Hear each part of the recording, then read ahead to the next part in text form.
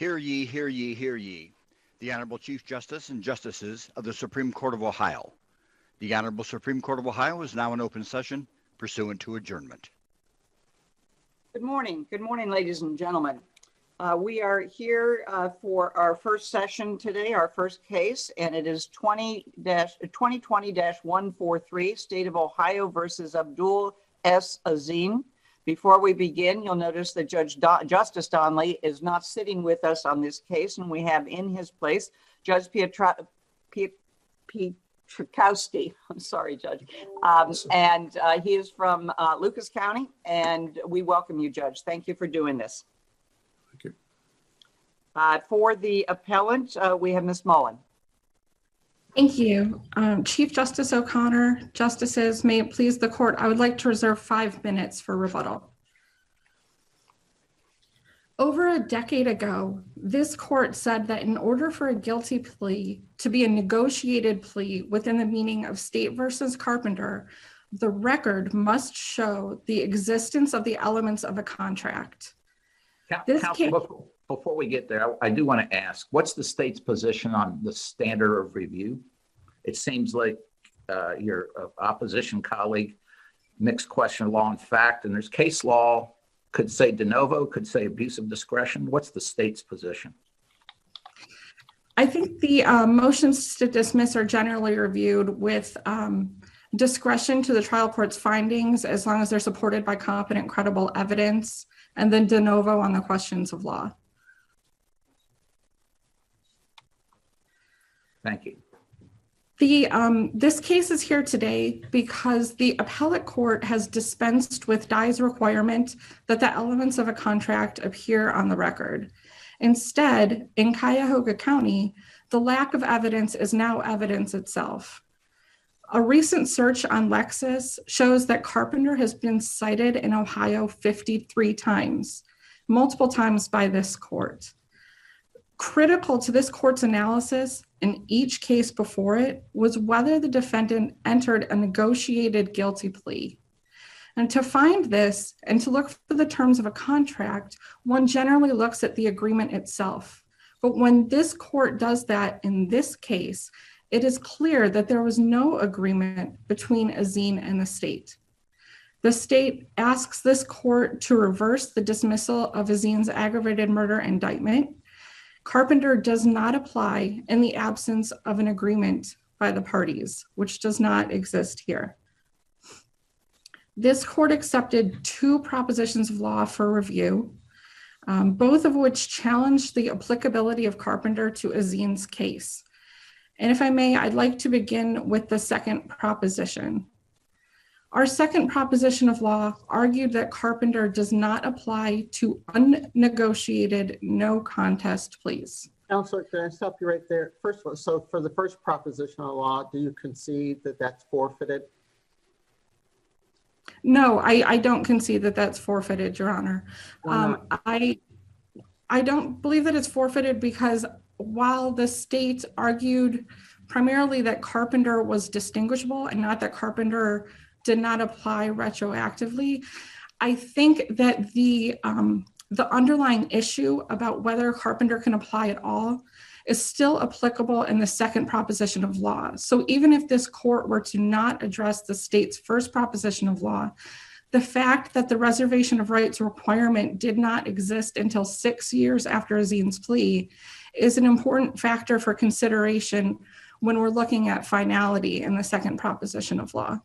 But although Carpenter didn't exist at the time of the plea, it existed at the time the motion to dismiss was filed, and yet you never raised it. You never raised that argument at the time the motion to dismiss was filed.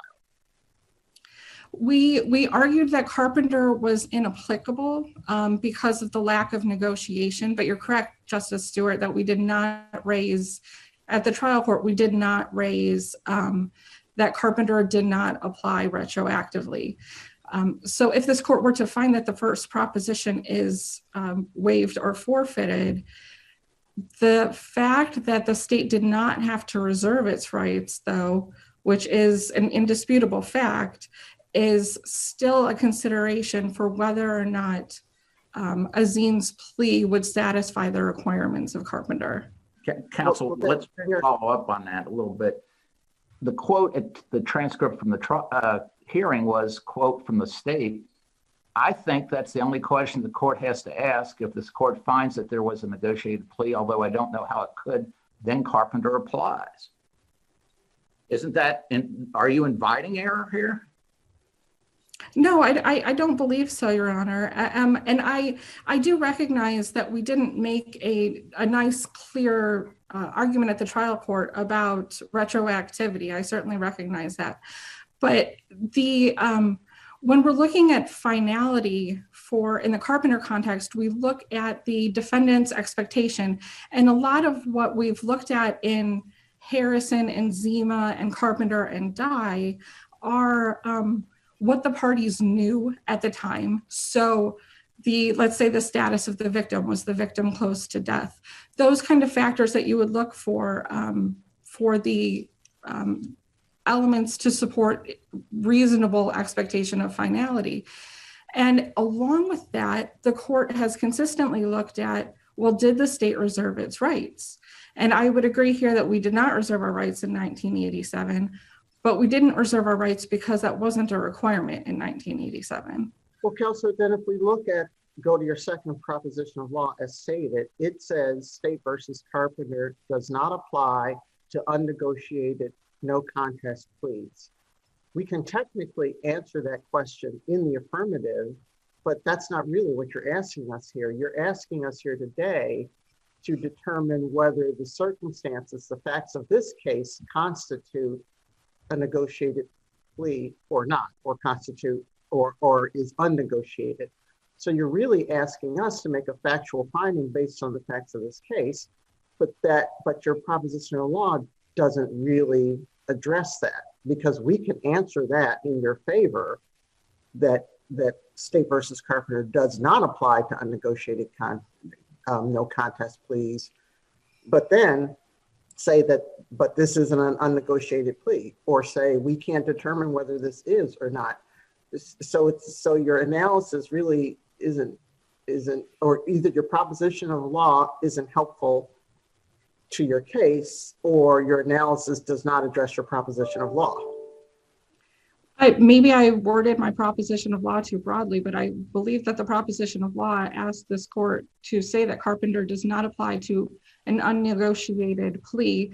And while I wrote that as an unnegotiated no contest plea, I would believe it would have the same applicability to an unnegotiated guilty plea if a defendant were to walk in and enter a guilty plea to the entire indictment without any form of agreement by the parties.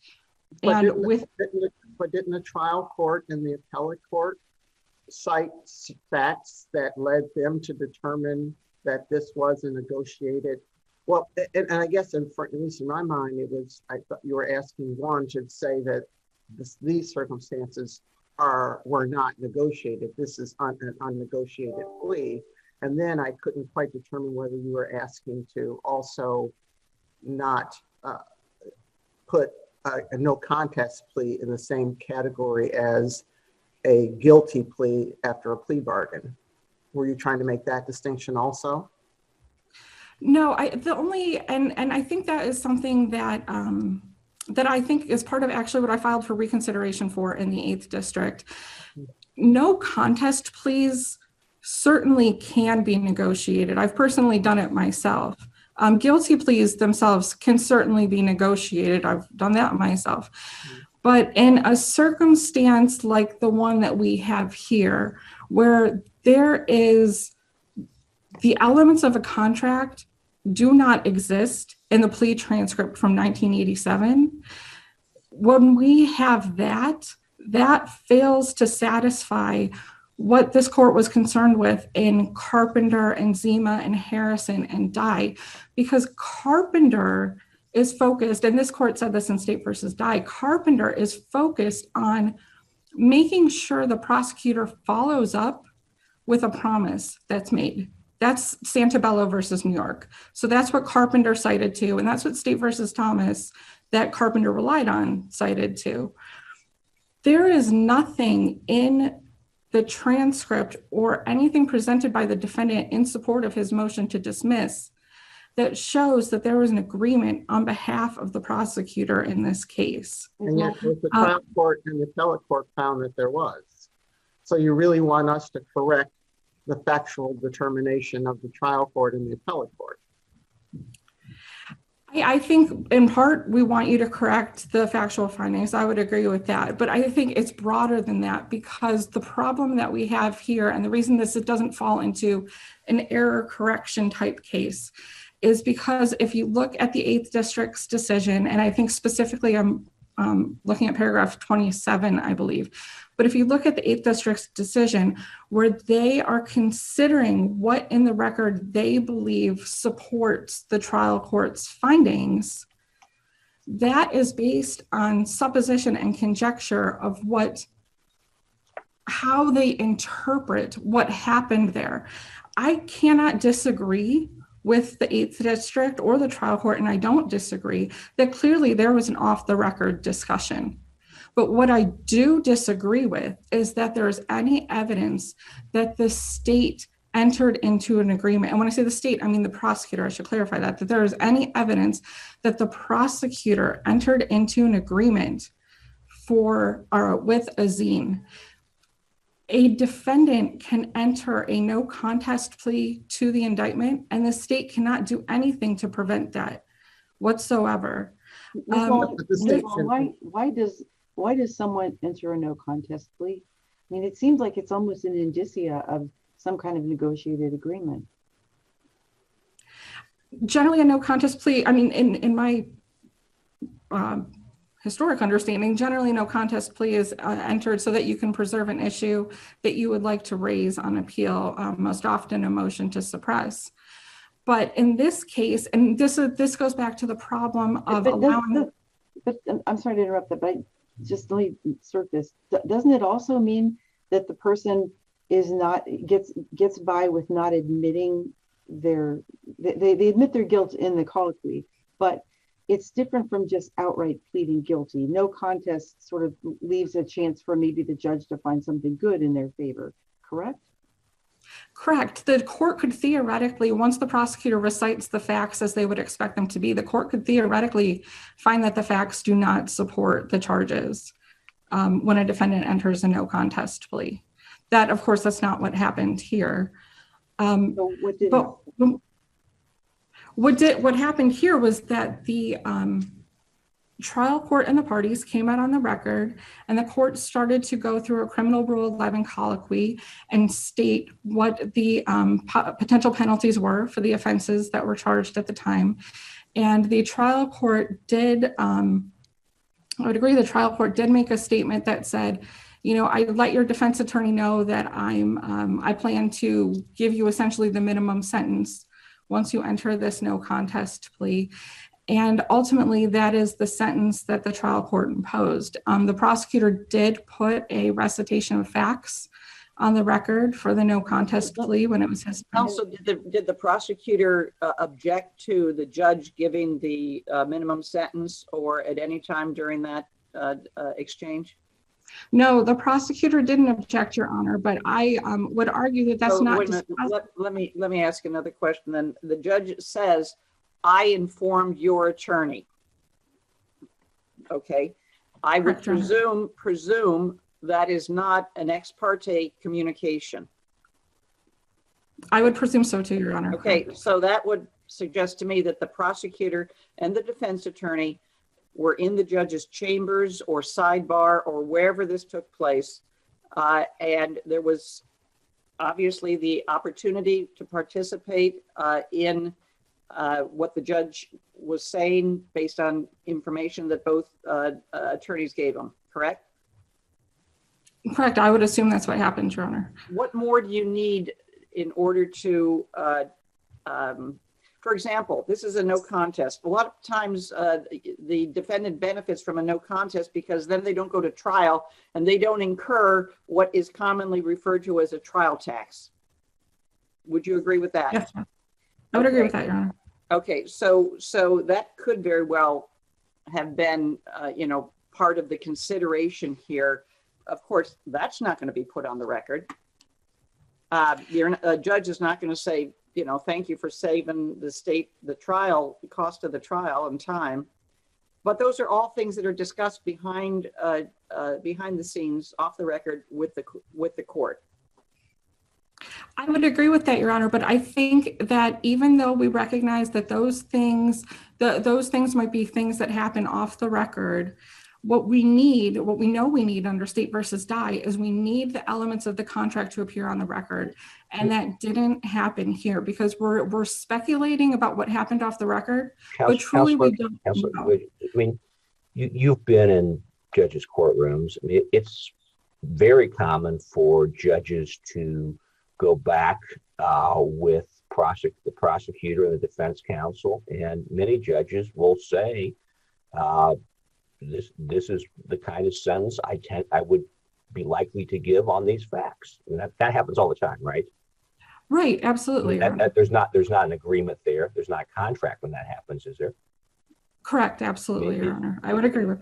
So I mean, there's nothing uncommon about a judge having an off-the-record conversation with counsel about the possible sentence the judge would give if someone pled guilty. No, there's correct, Your Honor. I would agree with that, and I think that's there's no way we could infer an agreement from that, is there? No, there's not, Your Honor. I agree with what you said, and I think that's why Dye requires more. I think that's why Dye requires the elements to be on the record, and that wasn't done here. You know, and the defendant had the opportunity. The defendant filed the motion to dismiss. He could have presented evidence to say that there was this, you know, maybe an affidavit or something to say that there was this backroom deal and that the prosecutor really did agree. There was no evidence of that presented in support of the motion to dismiss. Was the motion to dismiss filed when the defendant was competent or not competent to assist his counsel in his own defense? That's a good question, Your Honor. I believe at that point he had already been restored to competency. He was previously found incompetent in a 2011 case, but restored to competency there and convicted. And then I believe he was restored to competency again here at the time, at least for sure at the time of the hearing on the motion to dismiss, I believe that he was.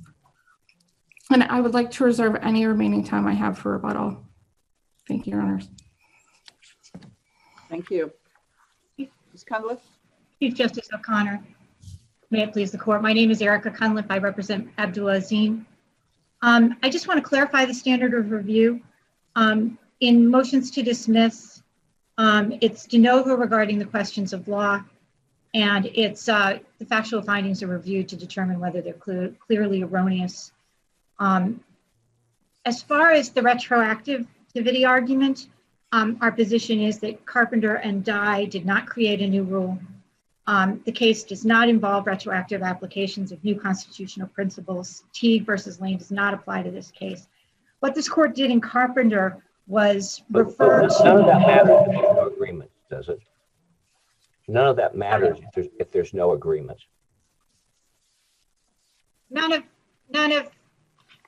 I'm happy to focus, Justice DeWine, on the question of whether or not there was an agreement. I mean, is there any evidence that there was an agreement other than that they talked to the judge beforehand? I believe that there is evidence in this record to support the trial court's finding that there was an agreement here. And I would direct this court to the transcript, 3 places in the transcript of the actual change of plea. Page 3, the court begins by announcing that this is going to be a no contest plea. There's no initial colloquy at all. So how does that show there's an agreement? I mean, every no contest plea I ever took as a trial judge, the parties asked me in advance if I would accept a no contest plea. I mean, I can't imagine anyone would plead no contest without talking to the judge first. That's true. And I guess the question is, so that doesn't show an agreement. How much was the prosecutor involved in the negotiations, and was there a meeting of minds that right. involved So both the is judge there any and evidence the that there was an agreement? That's what I'm. Well, I believe that is one piece. I also believe that when the court announces on page 10 that the defendant can expect to receive a sentence of essentially 8 years, 3 years mandatory plus 5 to 25. That is how does that show an agreement? How's the judge saying what sentence he or she is going to give show an agreement? Judges all the time tell people ahead of time what sentence they will get if they plead guilty. Justice DeWine, I agree that there is nothing announced on this record that the prosecutor is saying, we agree to A, B, C, and D, and the defendant will do D, E, F, and G. I agree that that is the case. But I also think that there are other factors. Based on contract principles, is there anything in here that anyone would think would show a contract?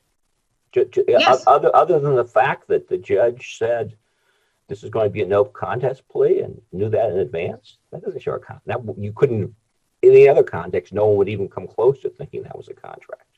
Your Honor, I would direct your attention to page 9 as well of the transcript when the court explains the having of weapons under disability, that's count 3. At that point, there is a question. At the time, the law was in 1987 that sentence imposed on an F4 where it's an aggravated felony is 2 to 5 years. The prosecutor says, well, if you want definite time there, you've got to strike the furthermore clause. And the court says, fine. And so ultimately the defendant receives a sentence of 18 months, which is not 2 to 5 years. So we have some pretty good evidence that the court knew in advance, or the parties knew in advance what the sentence was going to be. But you'd have to concede that happens all the time in courtrooms without there being an agreement to plead guilty. I don't disagree that it happens all the time, but the only person who can strike the furthermore clause and make the having a weapon under disability flat time is the prosecutor. And that happened in this case. I'm not saying it's a big deal. I'm just saying it's one piece of a lot of pieces that suggest this is a no contest plea. We know we can have no contest pleas that are negotiated with the state. It happens all the time. It's also important to note that the parties in this case, all the players were present for this hearing. This hearing took... Can I ask you, can you hear me now? Can you hear me okay? Yeah, I can. Yeah.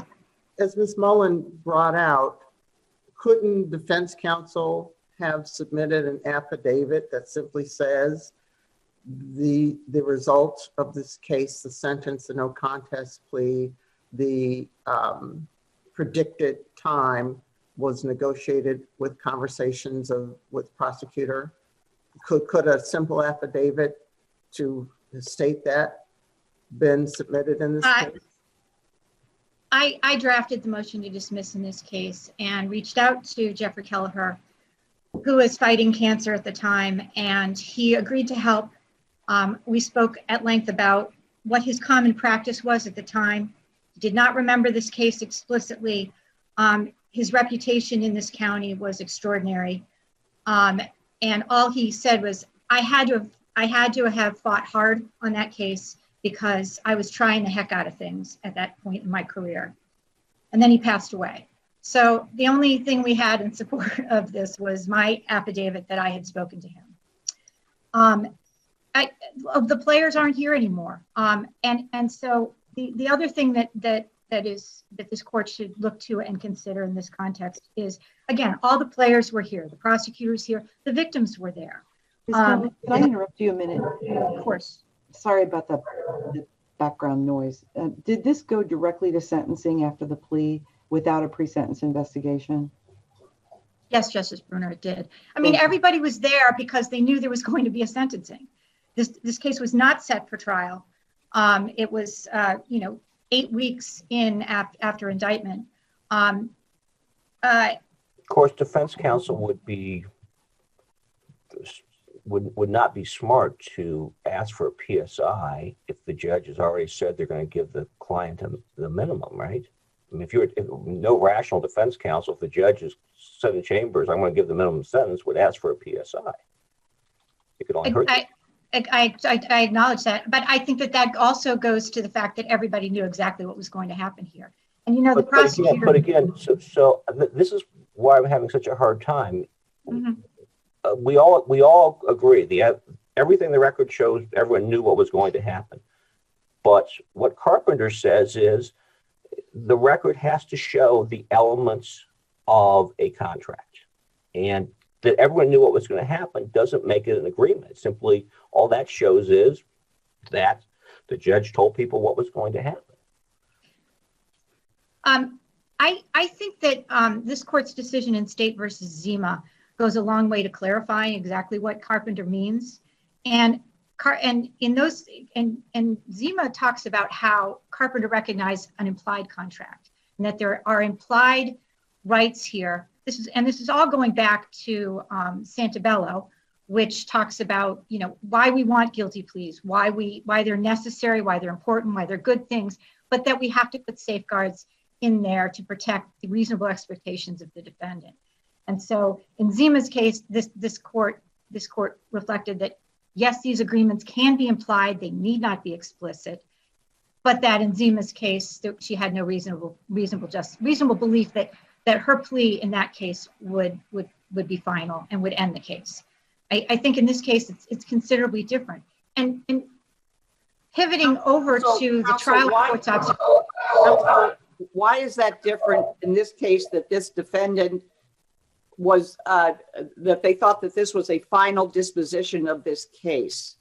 The victim didn't die for, 15 years later, or maybe even longer? 27. All right, my math, never been good. Okay, 27 years later. So, and he died, from what I understand, is a consequence of being confined in a wheelchair with ulcerations, etc. That was not anticipated. Part of there was nothing imminent about this. This was supposed to be a final end to this case for both the state and the defendant. Is that a fair statement? It's a fair statement, but I think that Zima and Carpenter suggest that the state shouldn't be able to prosecute further based on the circumstances here. I just want to underscore for a minute what the trial court was finding here was not just these little bits and pieces, the reputations of the lawyers involved or the judges involved. It was also based on his understanding from practicing in the Cuyahoga County Court of Common Pleas in the 80s and 90s about how that court operated with backroom deals. I mean, it's been something that the trial court has commented on frequently. It is something that he cares about. And can I just, I'm sorry to interrupt your thought there, but just before I forget, can I go back to a question I asked Ms. Mullen about how proposition of law number 2 is stated? Can we answer that question without determining whether the Court of Appeals and the trial court erred in its factual determination?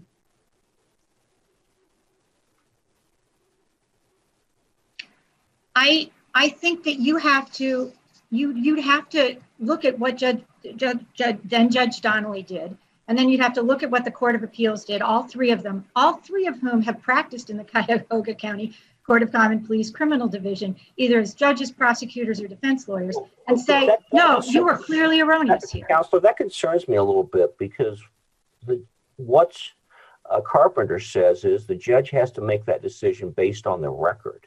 And I don't think the judge gets to weigh in on his general philosophy about what happens in Cuyahoga County. It has to be facts in the record, isn't that right? I mean, you're asking us to go beyond the record and think what's actually in the record in front of us, aren't you there? Justice DeWine, I don't think that you can ask the trial courts who are looking at the facts of a case to ignore their own personal experiences, their own reputation, the reputations of the people involved, the judges involved, the practices involved. I do not think that you can do that in this context. So you think that when we say a case has to be decided and a judge has to look at the facts of the record, they can go beyond that if they have experience with people and surmise what they think might have happened rather than rely on the facts in the record? What I'm saying is that those observations, those reflections, that those experiences of those jurists do not render their decision-making clearly erroneous. Excuse me. Shouldn't the result in Benton County be the same result in Cuyahoga County and vice versa? Yeah. But that Yeah, doesn't of sound course like it what should. you're saying.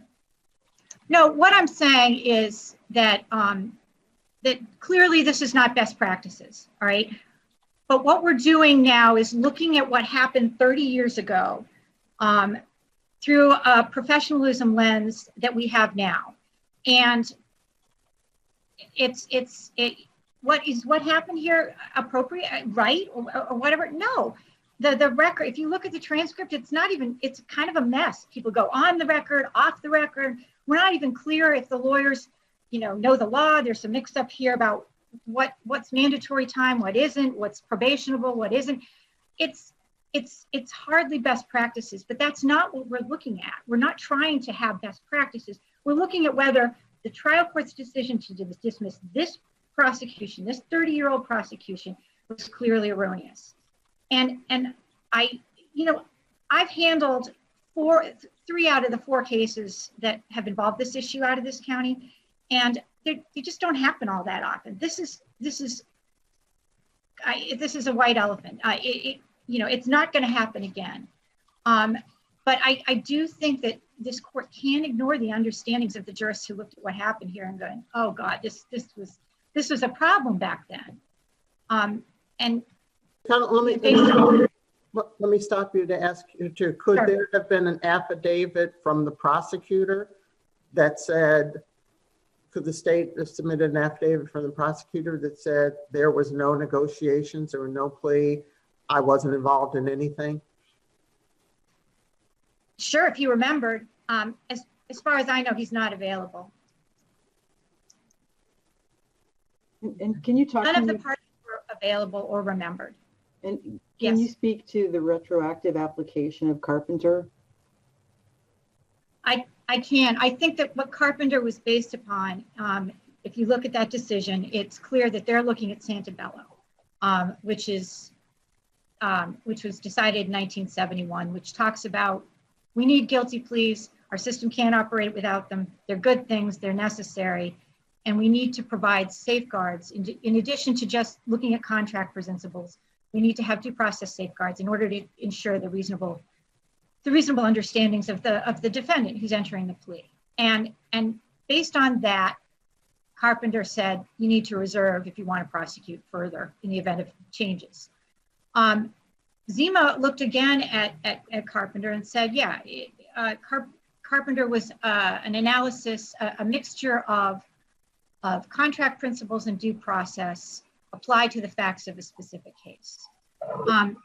I'd point out that in Carpenter, when this court resolved that the state couldn't prosecute him for murder without reserving, the court reversed and remanded and ordered the case be dismissed. And if the prosecutor's argument is that the state didn't have notice that they needed to reverse, then this court shouldn't have ordered Carpenter's case to be dismissed.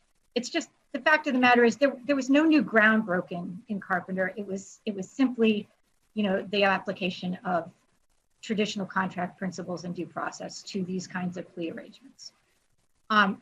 With that, Your Honors, I'd ask that you affirm the decision of the Court of Common Pleas and the Court of Appeals. Thank you.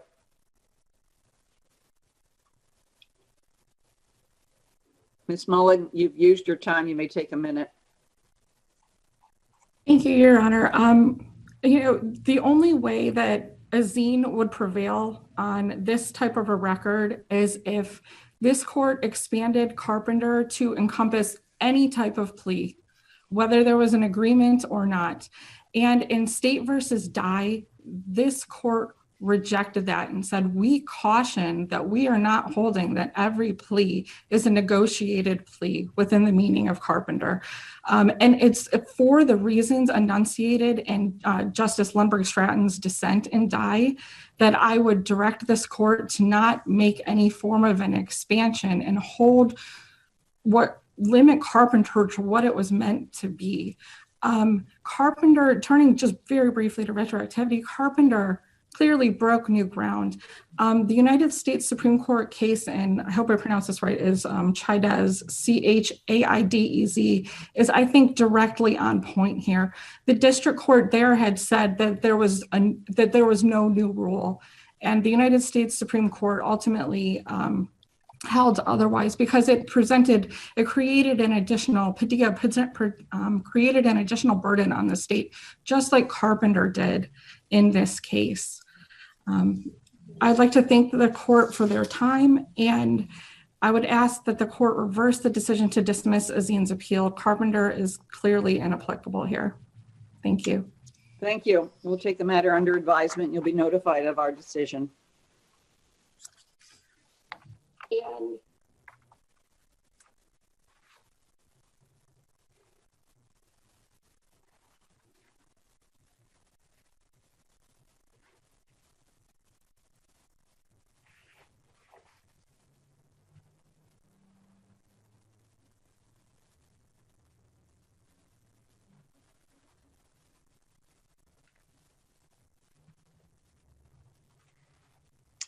And good morning. Our second case is 2020-15 BST Ohio Corporation et al. Versus Evan Gary Wolfgang et al. For the appellant, Mr. Unger.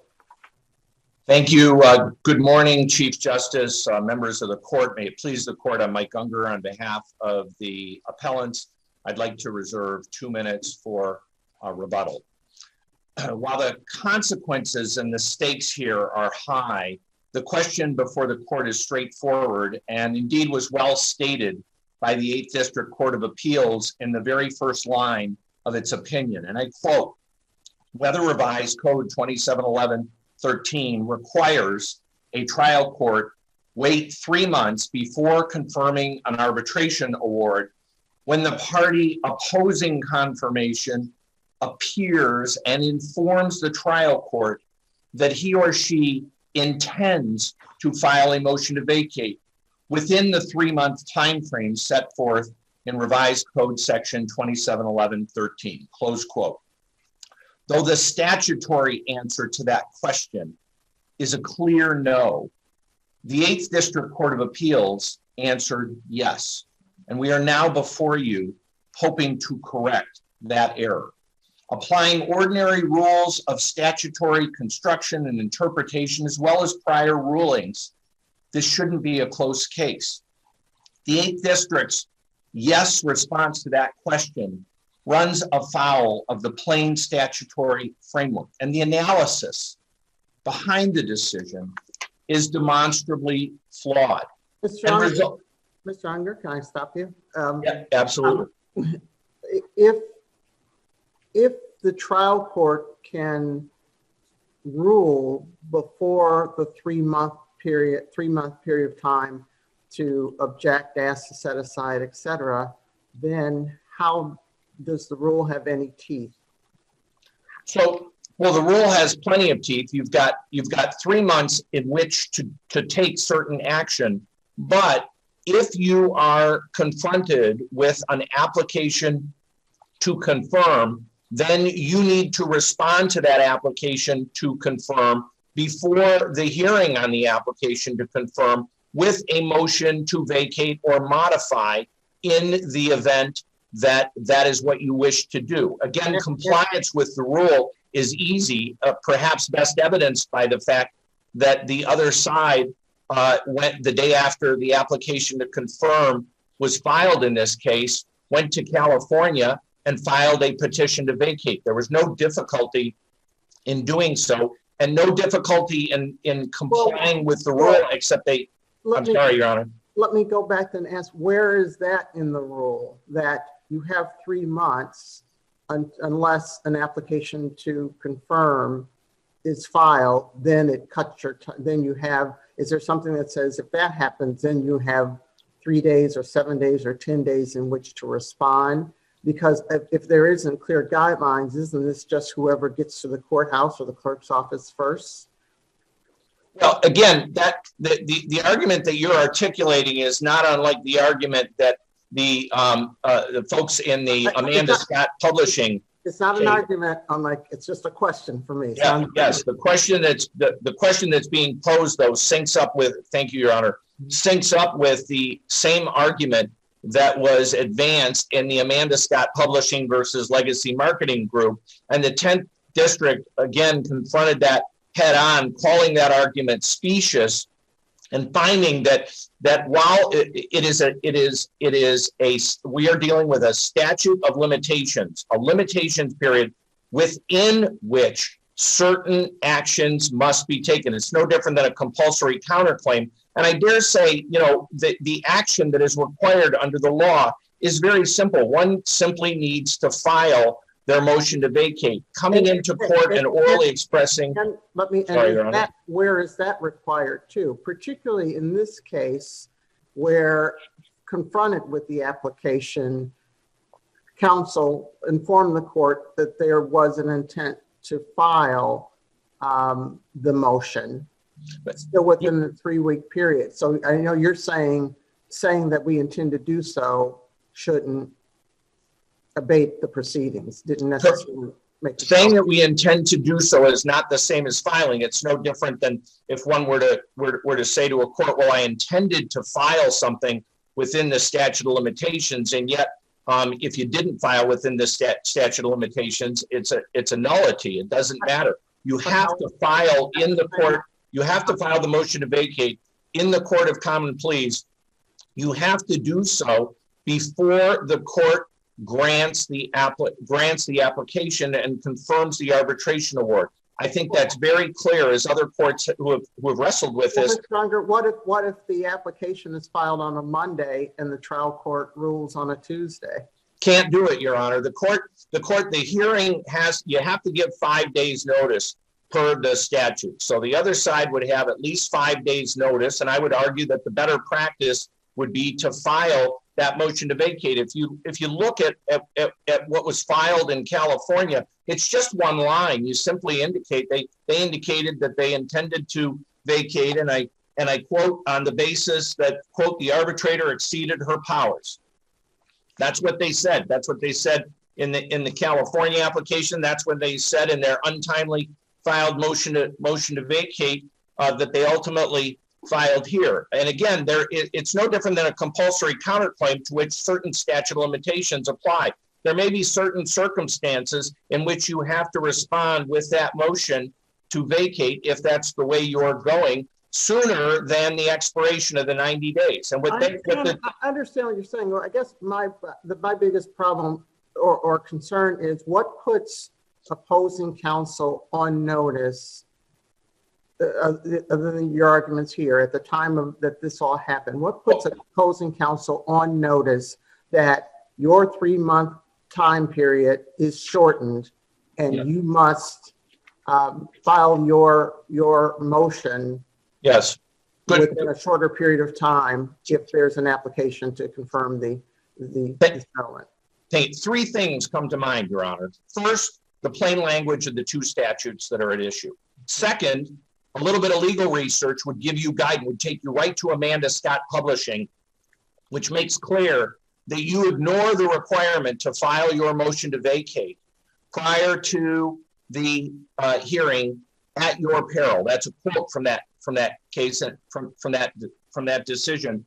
And then the final thing would be the trial court, in my opinion, went above and beyond here. The trial court, on the day of the hearing, the trial judge, who's just following the statute, says to the other side, and I quote, "I'm the one ruling on the case, and what I have is a party that is moved to confirm," which should have generated then a motion to vacate or modify, right? And I would argue, Your Honor, in response to all your questions, opposing counsel wasn't confused at all about this, because opposing counsel's response to the trial court's inquiry was as follows, and I quote, "Well, perhaps a motion to vacate could still be filed before the end of the day." And of course, that's all happening some 3 weeks after they've already filed their collateral attack, their motion to vacate, their application to vacate in California. So they well knew what the statutory framework said. They should have been aware of the Amanda Scott guidance, and they certainly were warned by the trial court that, to quote Amanda Scott, they were at peril if they didn't file their motion to vacate in that court, not in California, in Cuyahoga County Common Pleas Court before that trial judge. And if they didn't do it, they were at peril of that order, of that arbitration award being confirmed. So they knew it, and that's manifested in the record. Thank you. Thank you, Your Honor. No provision, and I'll use that as a segue. What they're saying is all we have to do is come into court now and express our intent. But that statement of intent, which the court can readily see, that became the fulcrum of the 8th District decision when it reversed the trial court. And again, to revisit it, the trial court had simply done what it was supposed to do. It followed the statutes precisely. I joked, and now I'll take a risk and go out on a limb here. It's a pleasure to be in front of the Ohio Supreme Court at 61 years old. I never thought I'd be in front of you where the complaint was that the trial judge had acted too promptly, right? The trial court had acted exactly as the statutes prescribed. And if left to stand, according to the 8th District Court of Appeals, all it now takes to deprive the winning party of its statutorily prescribed right to prompt confirmation. And going back to your questions, Justice Stewart, there are plenty of reasons, and I don't think I need to describe them to Your Honor nor to any other member of the Supreme Court. There are plenty of reasons and exigencies that might militate in favor of needing in an order in aid of execution from a court enforcing an arbitration award. So now, if this is left to stand, all the other side has to do to deprive the winning party of that right to prompt summary confirmation and enforcement is come in and express an intent in the future to file a motion to vacate within the 3-month period, and boom, what do you have? You've got an automatic stay. That is engrafting language into the statutory framework that exists nowhere. And again, the 10th District twice confronted this same question and the same arguments that I believe led to Justice Stewart's questions, and twice reached a completely opposite conclusion. Two well-reasoned opinions that say once confirmation is sought, your option as the one opposing it is not to sit back and do nothing. You can't point to 2711-13 to delay confirmation proceedings for up to 3 months. That is not an option. And by the way, that decision was completely consistent with the Galleon decision. When I say that decision, it was actually two decisions coming out of the 10th District Court of Appeals, Goldsmith and Amanda Scott Marketing.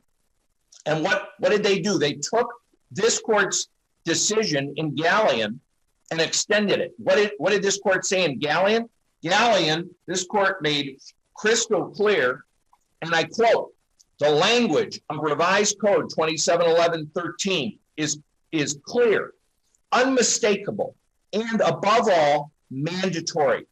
2711-13 states the time frame in which the motion must be made. If the General Assembly did not intend for the statute of limitations in 2711-13 to apply, it would have expressly excluded 2711-10 and others. 2711-13 provides a 3-month period within which a party must file a motion to vacate, modify, or correct an arbitration award. Again, it did not impose in any way an automatic stay when the other side has gone in seeking prompt confirmation of the award. Now, because of the 8th District Court of Appeals decision, we come before this court truly as the court of last resort, seeking much needed guidance to both the lower courts and practitioners like me and their clients about when they can expect the court to confirm an arbitration award and whether the mere invocation of this intent to move to vacate effectively staves off under Ohio law confirmation and enforcement for at least 3 months. Again, we submit a result that was never intended by the legislature. Now, the appellees conceded in their brief that the rule of law that they are attempting to advance and defend is tailored narrowly to their situation. And indeed, and it's a credit to them, they conceded that it might not be appropriate in all circumstances. They summarize that position at page 8 of their merit brief, where they say, quote, in short, Wolfgang doesn't contend that at all times, in every case, there's an absolute inviolable 3-month period in which to bring a motion to vacate, but only that this is not a case requiring departure from the time period prescribed by the legislature. Counsel, you're into your 2-minute rebuttal time. I just wanted you to know. You can keep going. Thank you, Your Honor. I'll make one last point and then I'll thank you very much. That time period prescribed by the legislature that they referred to is precisely what I just went over for you, that the Supreme Court defined in that Galleon decision to be a statute of limitations, never some 3-month stay of proceedings. Thank you. I'll reserve the rest for rebuttal. Okay. Mr. Carrick. Good morning, Chief Justice O'Connor, and may it please the court.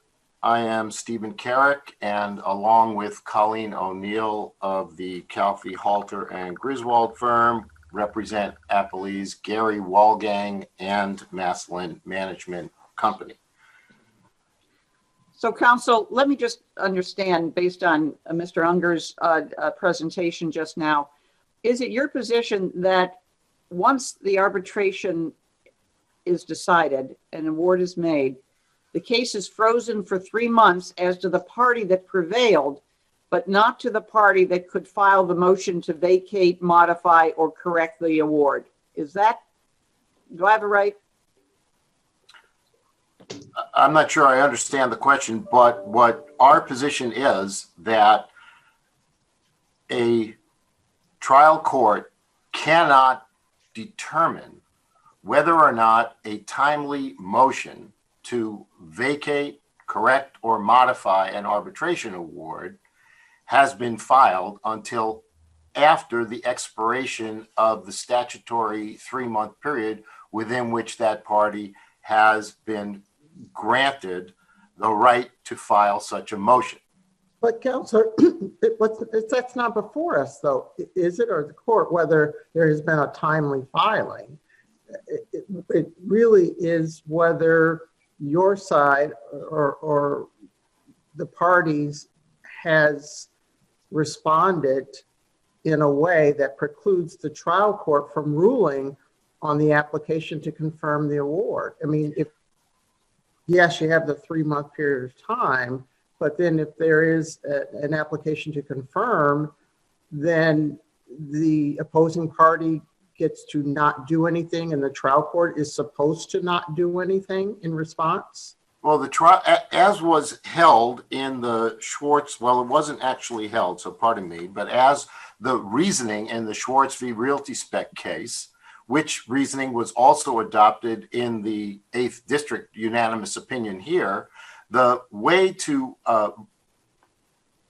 construe both 271109 and 271113 is to wait for the 3-month period before you rule upon an application to confirm.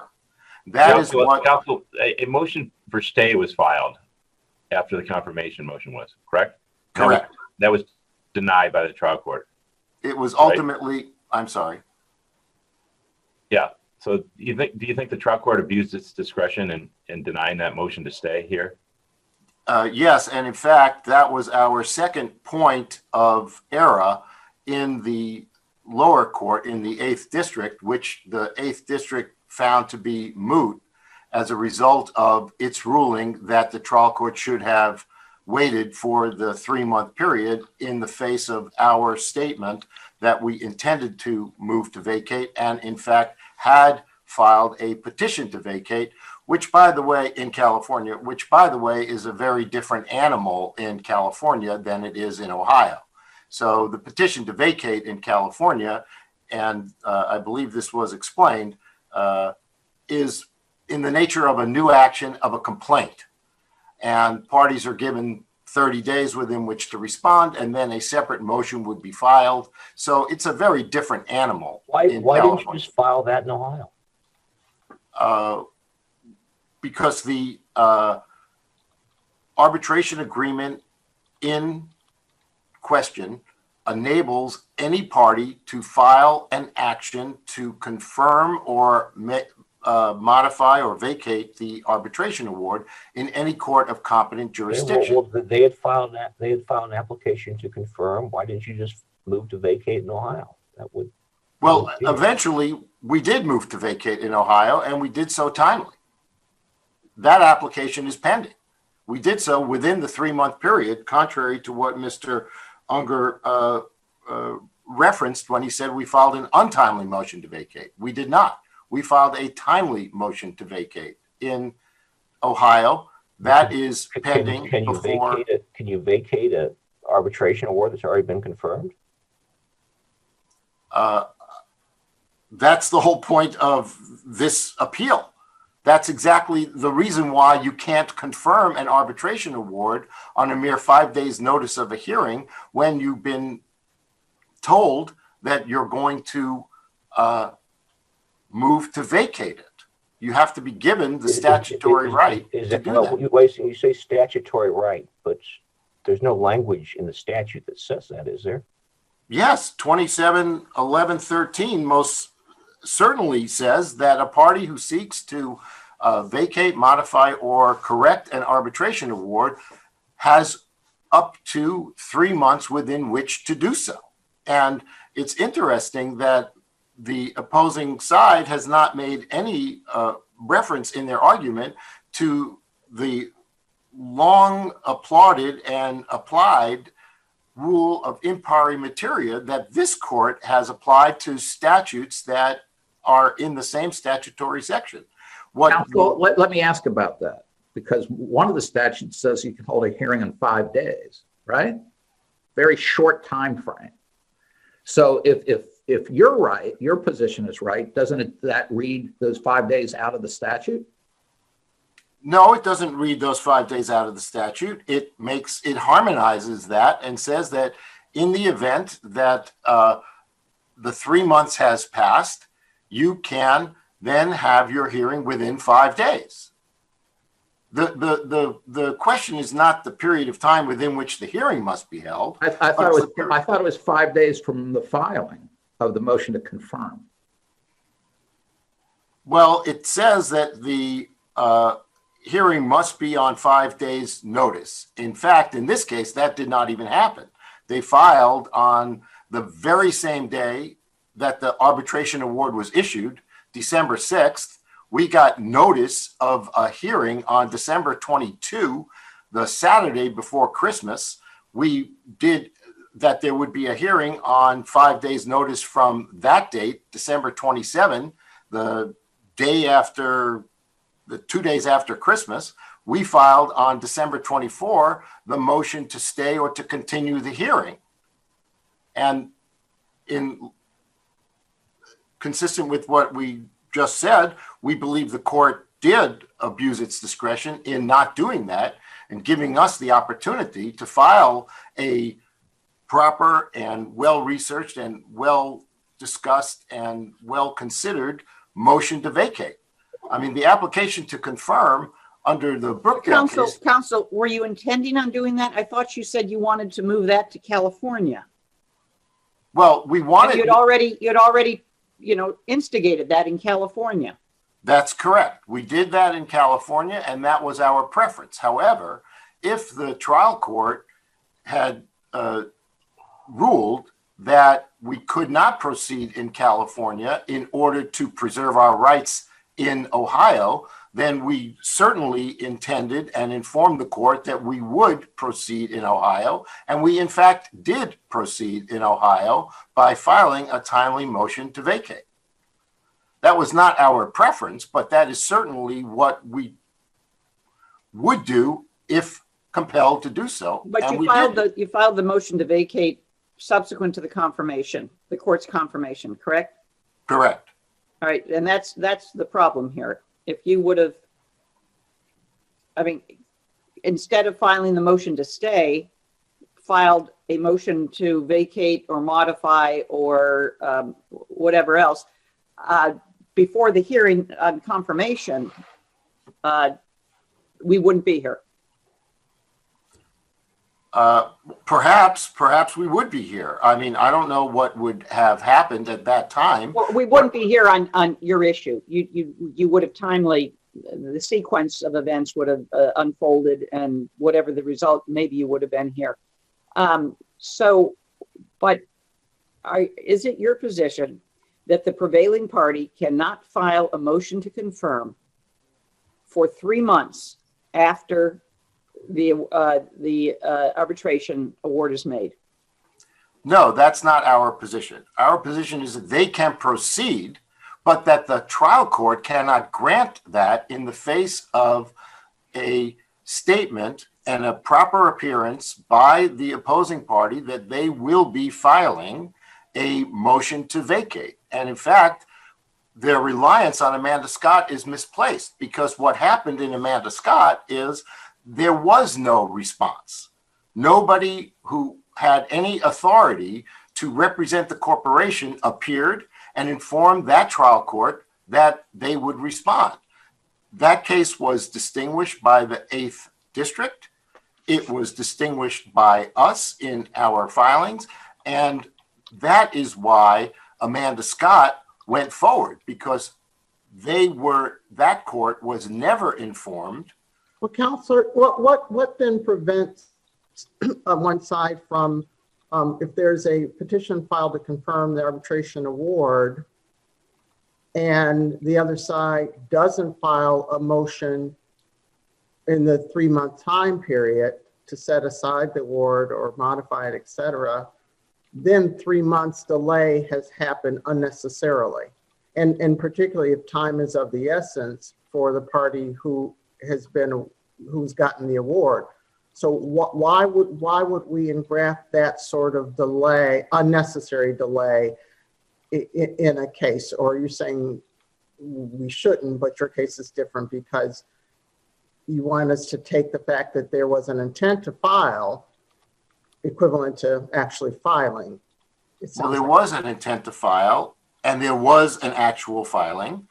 And in this particular case, there was no emergency to get something filed and to get an arbitration award confirmed within such a short period of time that effectively precluded us from presenting a well-reasoned and argument that we would make which we understand would be an uphill climb to overturn our arbitration award.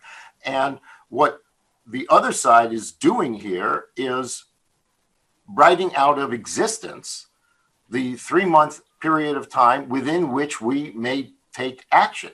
And that is what we object to. And you would not be engrafting anything onto the statute. In fact, it would be just the other way around. What the other side is asking you to do is engraft onto the statute language that says you have 3 months within which to file a motion to vacate unless the other side files an application to confirm, in which case you better drop everything, stop everything, and file your motion to vacate that the legislature gave you 3 months within which to do. But isn't that just the plain meaning of the statutes taken together? No, I don't believe that the plain meaning of the statute says that you have to file your application or motion to vacate in less than 3 months. It gives you 3 months. That's exactly what it gives you. So let's play out for me then what would happen if the confirmation occurred and then you file your motion to vacate later on. How does the court deal with it? What happens? Well, that's exactly why the application to confirm should not be granted before the 3-month period of time. Sure, but what would you do if it did happen? Well, it's exactly what we've done here. We would file our motion to vacate, which we did timely. We would appeal any decision of the lower court, which affirmed the arbitration award, and we would be exactly where we are. I mean, we have a right under the statute to file our motion within the 3-month period of time. That is mandatory under Galleon. What was not read under Galleon is that the portion of that decision which states, we hold that RC 271113 provides a 3-month period within which a party must file a motion to vacate, modify, or correct an arbitration award, and that it is mandatory. I would agree that if you go beyond the 3-month period, you're out of luck. But we did not go beyond. Counsel, what's your California filing? What do you characterize that as? Is that a motion to vacate? It's in California, we call it a petition to vacate, and it is in the nature of a complaint, a new action, and then subsequently you would file a motion, but it is a motion to do what? Subsequent motion to do what? The petition to vacate is in the nature of a motion in California, but it cannot be adjudicated until the parties have appeared and until they have answered the petition, and then like a motion for summary judgment or something along those lines, one of the parties would file a notice of motion. In California, we file a notice of motion and we set a hearing date that would be for at least 16 court days out. The other side would be given an opportunity to oppose, and we would be given an opportunity to reply, and then it'd be a Counsel, I'm trying to see whether that filing in California had any impact on your duty within the 3 months. And you're not arguing that it is the equivalent of filing a motion to vacate in the Ohio court. Well, it is the equivalent of asking the court to vacate the arbitration award. It is not a formal motion by which... All right, that's all I wanted to know. I just wanted to make sure that wasn't the case. Thank you. Yes. What we were arguing and what we continue to argue is that we had 3 months within which to file in Ohio if it were required, but that we filed our petition in California within any period of time that was permitted. Mr. Carrick, could you just elaborate a little more on how you distinguish the Amanda Scott publishing case? Yes, in Amanda Scott, what happened there is the arbitration award was issued against a corporation. The corporation's president showed up and said, we're here, and they didn't really even file any papers or anything. And the court in Amanda Scott said, well, you can't be here because you're not a lawyer. And therefore, there was no response. The court declared it to be a nullity. That is very different than what we have here. Here, we appeared properly representing a corporate entity and an individual.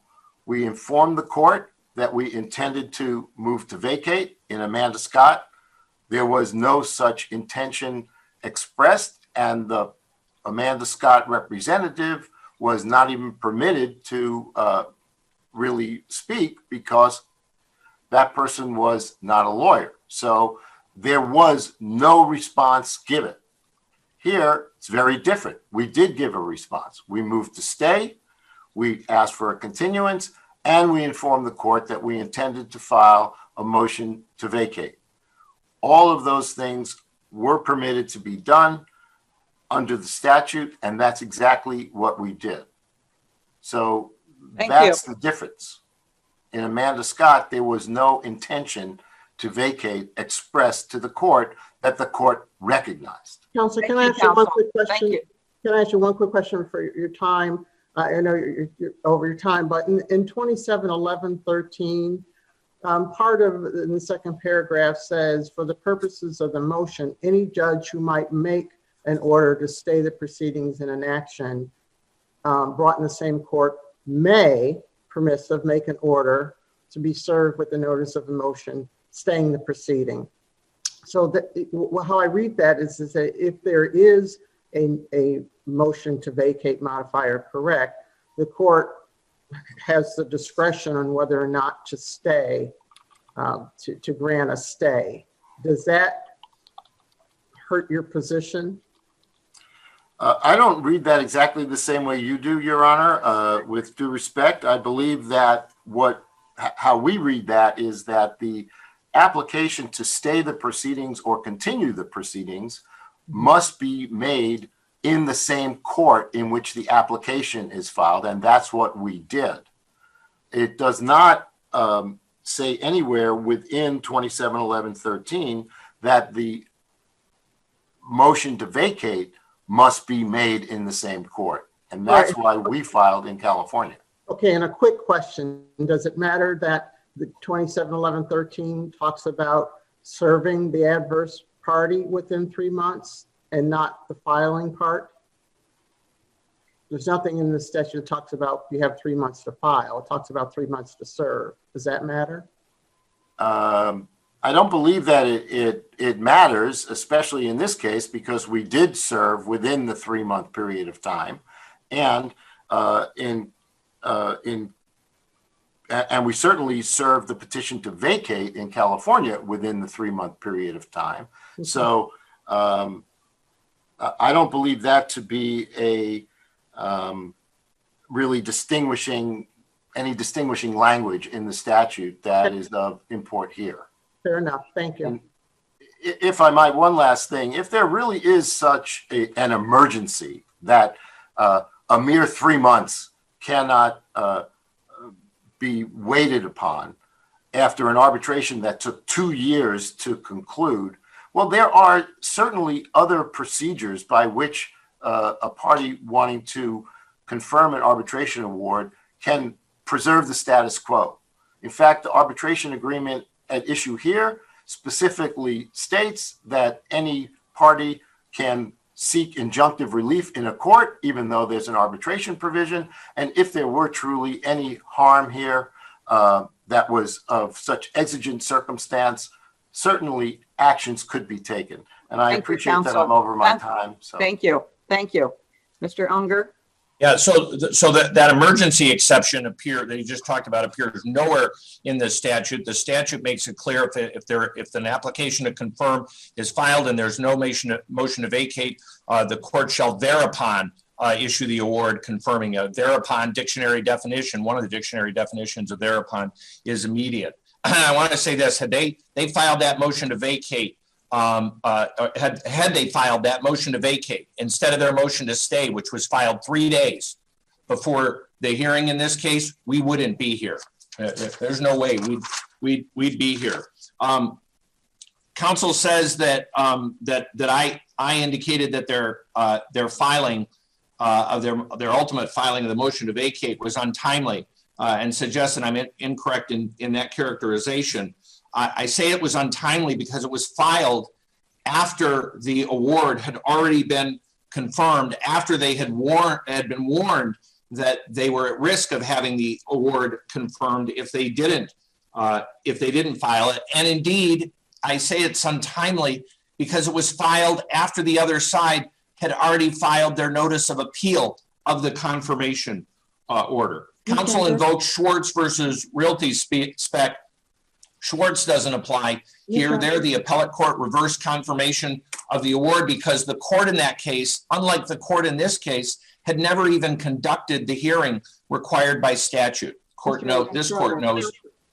Isn't it possible when you have to quickly file a motion to vacate and you get that 5-day notice that you could file a simple motion and then supplement it at some point later?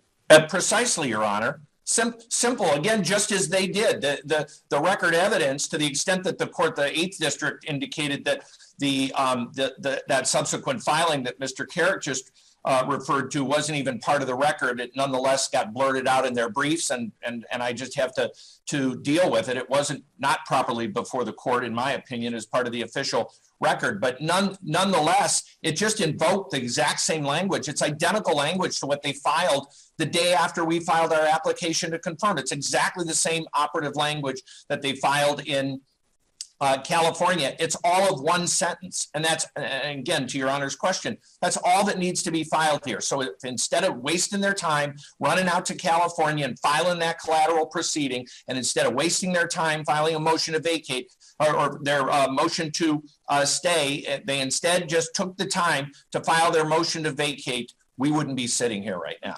Counselor, can I ask, on 271109, the sentence you're referring to when you open up your rebuttal, it says thereupon the court shall grant the order, the application to confirm the award, and enter judgment thereon, as you said, unless the award is vacated, modified, or corrected, or prescribed.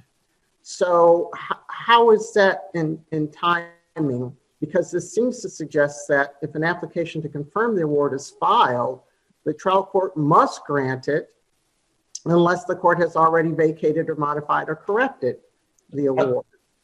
Again, it invokes the, again, you have to read it. If you want to challenge it, you simply have to file the motion to vacate that Justice Brunner just talked about. And then the flip side of what counsel was talking about, of course, there may be exigent circumstances where it ought not be confirmed immediately because the motion to vacate is well taken, because in this case, even though it was a very well-known, highly reputable arbitrator, because the arbitrator may have exceeded the scope of her authority, because the arbitrator may have been corrupt or biased or something like that, or it needs to be modified due to a mathematic calculation. There may be circumstances in which the court sees a prima facie case there and then sets a scheduling order that is comfortable for the trial judge in dealing with that. But absent that, what we have here is a non-filing. They didn't file. And again, the language in 2711-13 is mandatory. It uses the word file, and we all know what file means. And they didn't file it.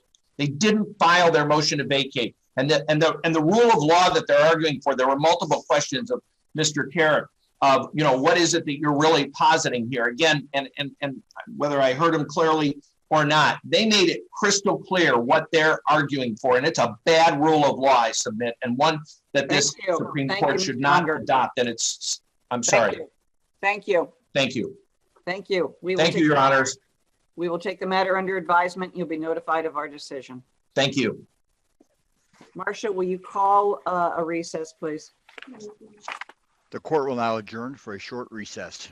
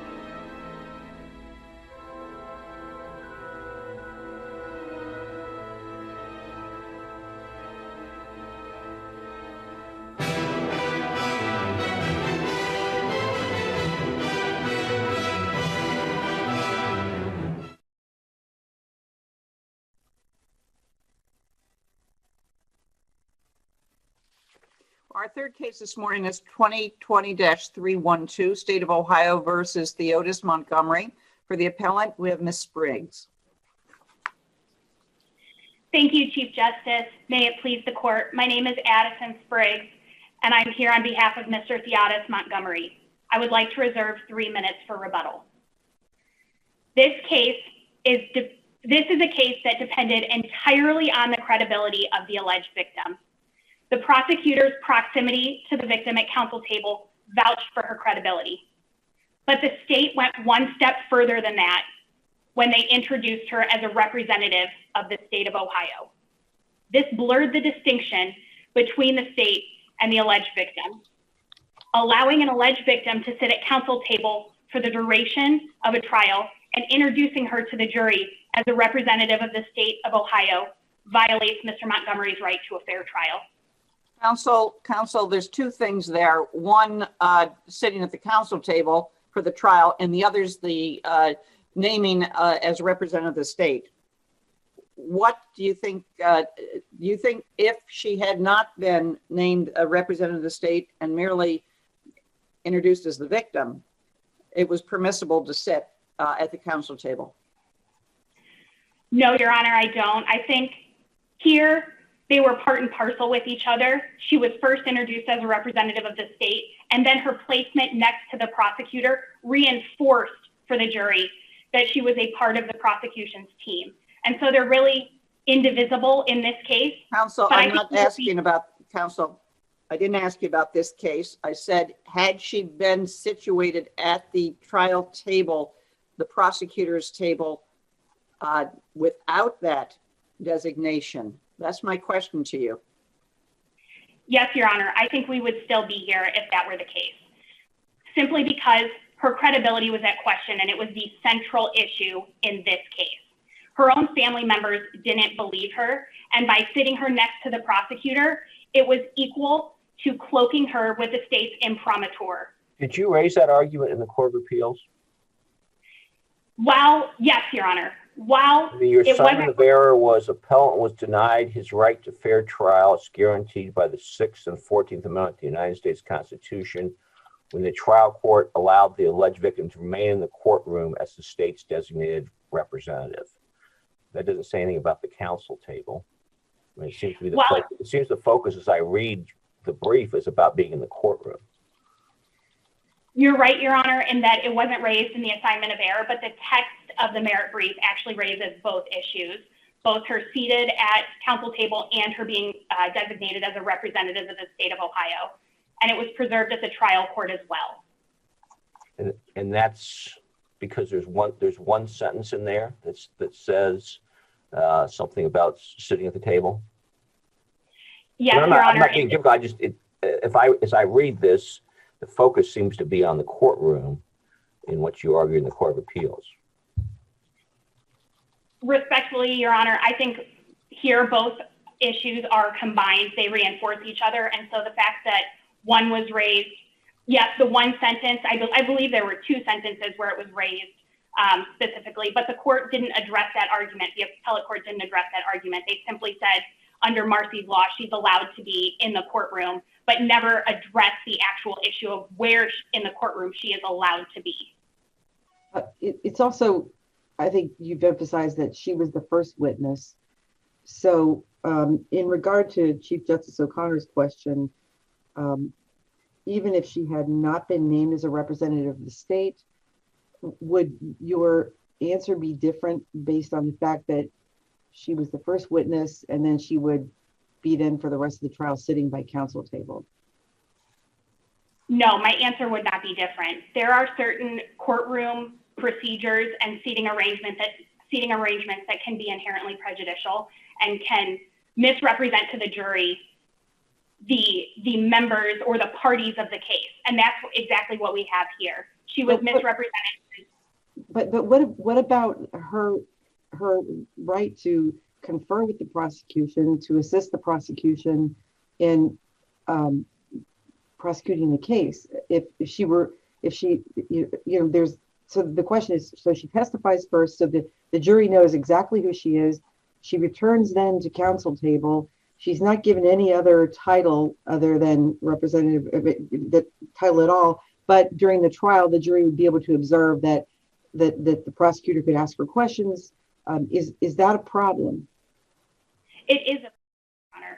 The fact that she is sitting at counsel table, let me rewind. She has no unlimited right to confer with the state. Marcy's law has internal constraints built in that don't allow her an unlimited right to confer with the state. There is a phrase, upon request, in front of that specific portion of Marcy's law.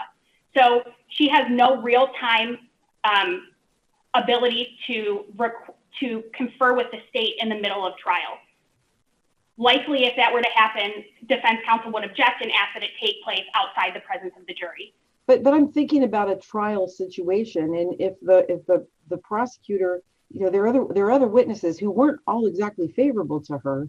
So if the trial prosecutor had asked her to sit at the table, which is what happened here, so that he or she could ask questions throughout the testimony in the trial, for instance, on direct of maybe her grandfather, that she would be right there to actually aid the prosecution. Is there anything wrong with that?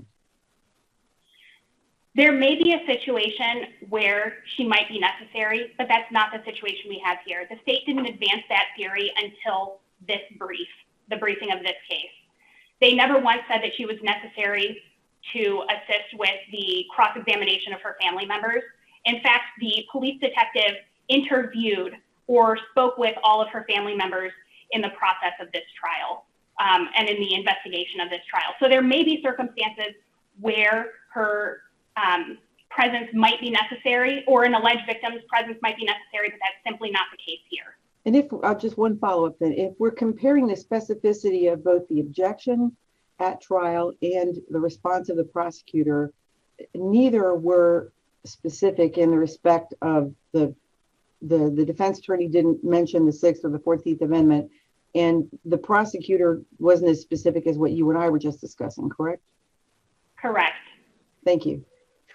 Help me understand what the objections were at the trial court. I've looked at the record, and what I see is defense counsel, the prosecutor says that he's going to have her as the state's witness, and sit at the counsel table. The defense counsel objects, and the trial judge says something like, well, there's no other place for her to sit for voir dire, so I'll let her sit there for voir dire for now, and then doesn't really say anything else. And it looks to me like that's saying she can sit there for voir dire, but there's really doesn't say anything about the rest of the trial. Was there any other objection or anything? There was no other objection in the trial court record that we can see, but frankly, the record, may not show every single interaction during a trial court proceeding. Amicus argued that, it isn't possible to show every single possible interaction. We do know that she but it's defense counsel, it is defense counsel's obligation, if they have an objection, to make sure it's on the record. Yes, Your Honor.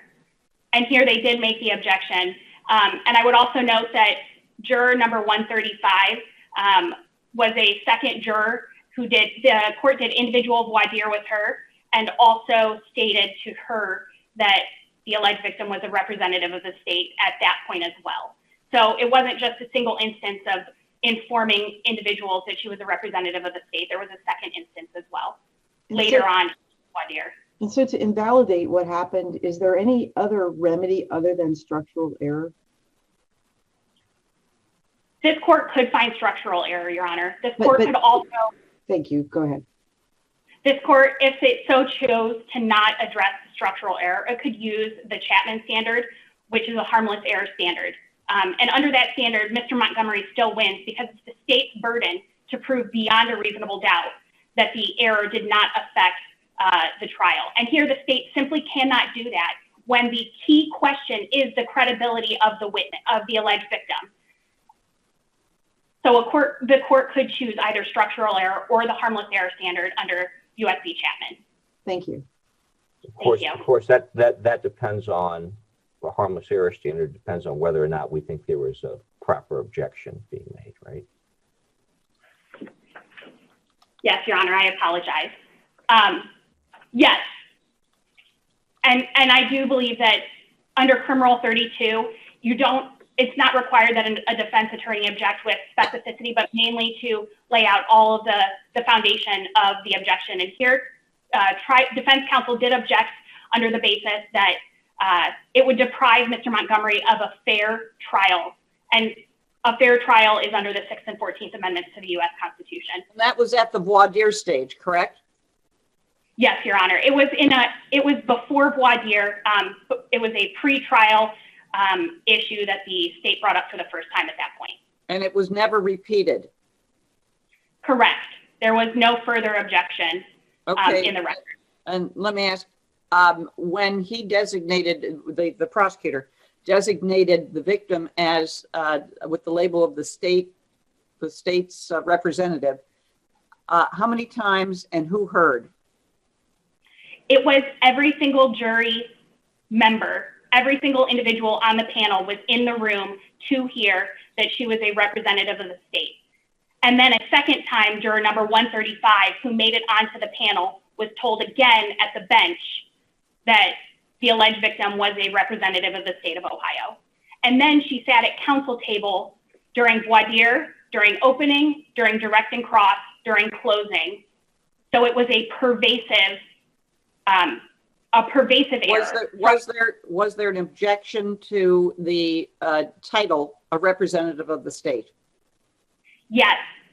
Defense counsel did object to her being a representative of the state. He said that she is not a member of the state. It was with specificity. And here we know that she is not a representative of the state. That is a factual misrepresentation, especially under Marcy's law, where the alleged victim can have rights against the state. Their interests are divergent. They're not consistent with each other. So she cannot be a representative of the state of Ohio. That was a factual misrepresentation at the outset. And the trial court never provided any mitigation or instructed the jury on how to view this instruction or this statement that she was a representative of the state or that she sat at counsel table. So there was never a change in the lens with which to view her. Rather, it reinforced that she was a representative of the state and she was working simultaneously with the prosecution. If there are no further questions, I'll reserve the remainder of my time. I do have one question, and just hear me out. It may sound a little convoluted, but it's not. One of my concerns going in is do we if we were to reverse, would we make it tailored to this situation, especially where it's a he said, she said situation, where credibility is of the utmost importance in helping a jury decide whether or not the state's proved its case beyond a reasonable doubt. But then we also have the harmless error standard and the structural error standard. So it seems to me the structural error would if we were to apply that standard in reaching the conclusion that you want, we would essentially be coming close to abolishing this for perhaps all trials. Whereas if we were to use the harmless error standard, it might be more akin to deciding it in this particular case where it seems that allowing that to happen could be viewed as more egregious. Can you comment on that? You are correct, Your Honor. I think that there are two different ways to view a ruling. I think it depends on how much, this court wants to limit this practice where they manipulate the seating of individuals in the courtroom and misrepresent to the jury who is a party to a case and who is not a party to a case.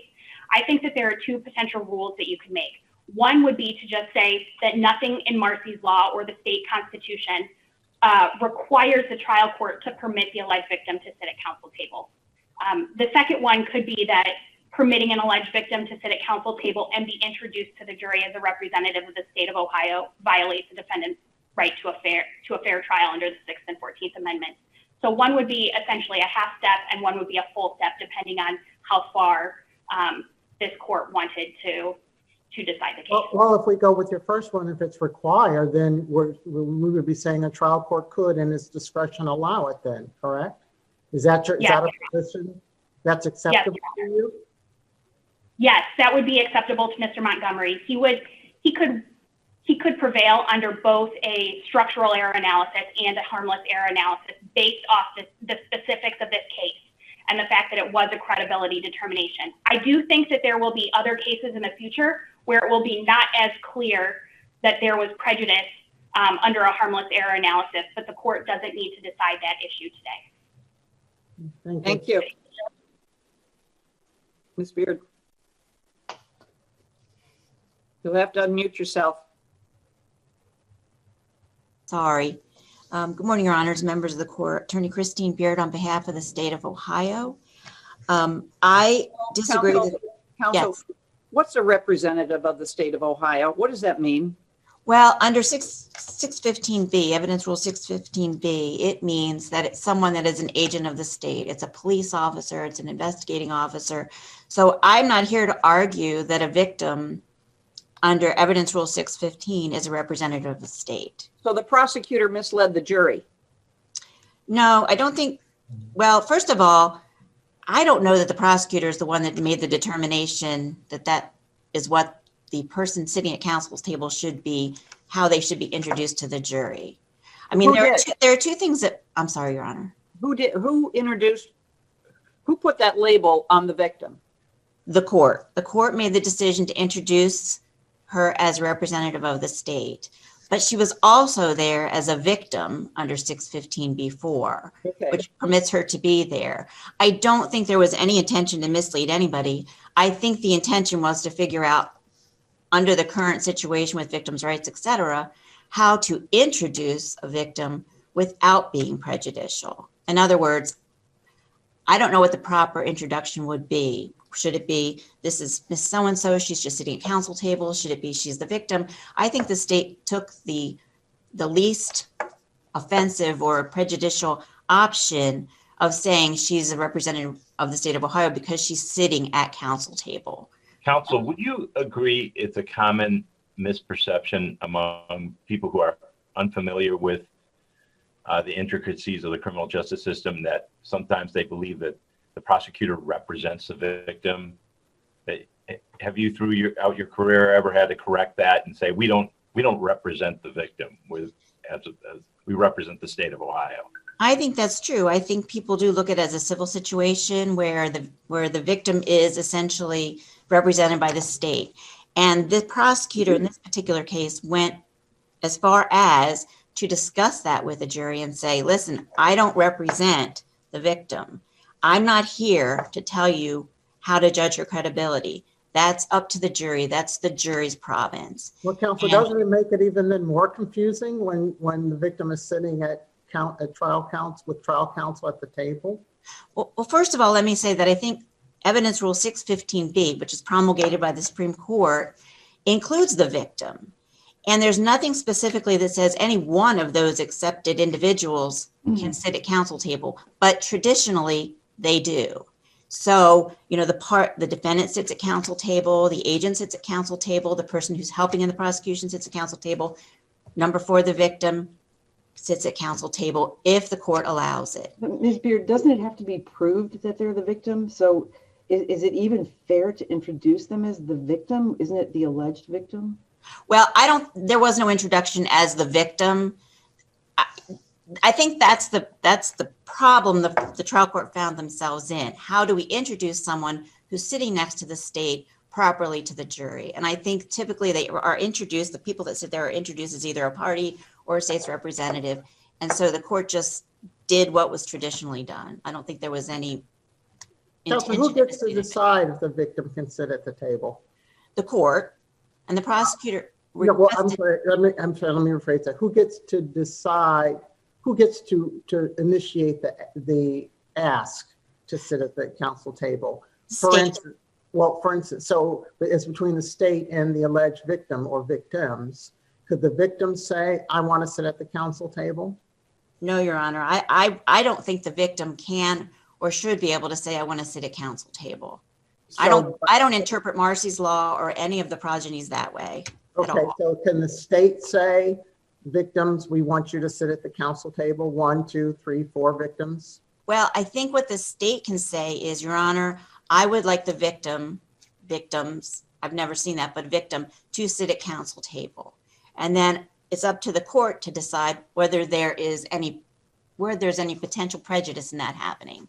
Well, what's the reason for an alleged victim to be sitting at counsel table? Maybe to gain some, either to manipulate the system or already confused lay people who might be confused about representation, or to bolster the victim's testimony, or to present some optics that might be beneficial to the state? I don't think, well, first of all, under 615B4, you don't have to prove any necessity. So if you want to go with that part of the rule, there is no requirement that you prove necessity. The victim, if asked, is permitted to sit at counsel table. Now, if you go with an essential person who's helping in the prosecution, I think there is a requirement to show how they're essential. But I'm not sure that it necessarily has to be a verbal representation. But you can see in this case that the issue was consent. The victim was the only person that testified to the offense. And the defense relied on the victim's testimony the same way the state did. So when you talk about a he said, she said credibility conflict, I find it very hard to believe that there is any fault on the part of the state when the defense made no effort to put their client on the stand to create a credibility question. Wait, have you heard of the Fifth Amendment? And therein lies the problem, because you have a victim or alleged victim who is sitting at counsel table with trial counsel at all times in this case, and the defendant has the right not to testify, of course. And so there is a bolstering of credibility. There is you don't see that the trial court should look at whether there is a shift of balancing with the burden of proof on the state side, bolstering the credibility, although not verbally, obviously, but at least in appearance or in practice, bolstering the credibility of one witness over any other evidence? Well, I think so what we would be saying is that the seating arrangement is fundamentally unfair. But there's nothing to suggest in this case that it was fundamentally unfair. The verdict of the jury indicates to us that they considered the credibility of the witnesses and made their decision based on the evidence that was presented at trial. In other words, in the Mass case, which the defense sets forth in their brief, in that case, they found that the rule didn't allow for the victim to be present at counsel table, and there was prejudice. In that case, the jury recommended, and that's an Arkansas case, so they recommended that the defendant get maximum penalties in all cases.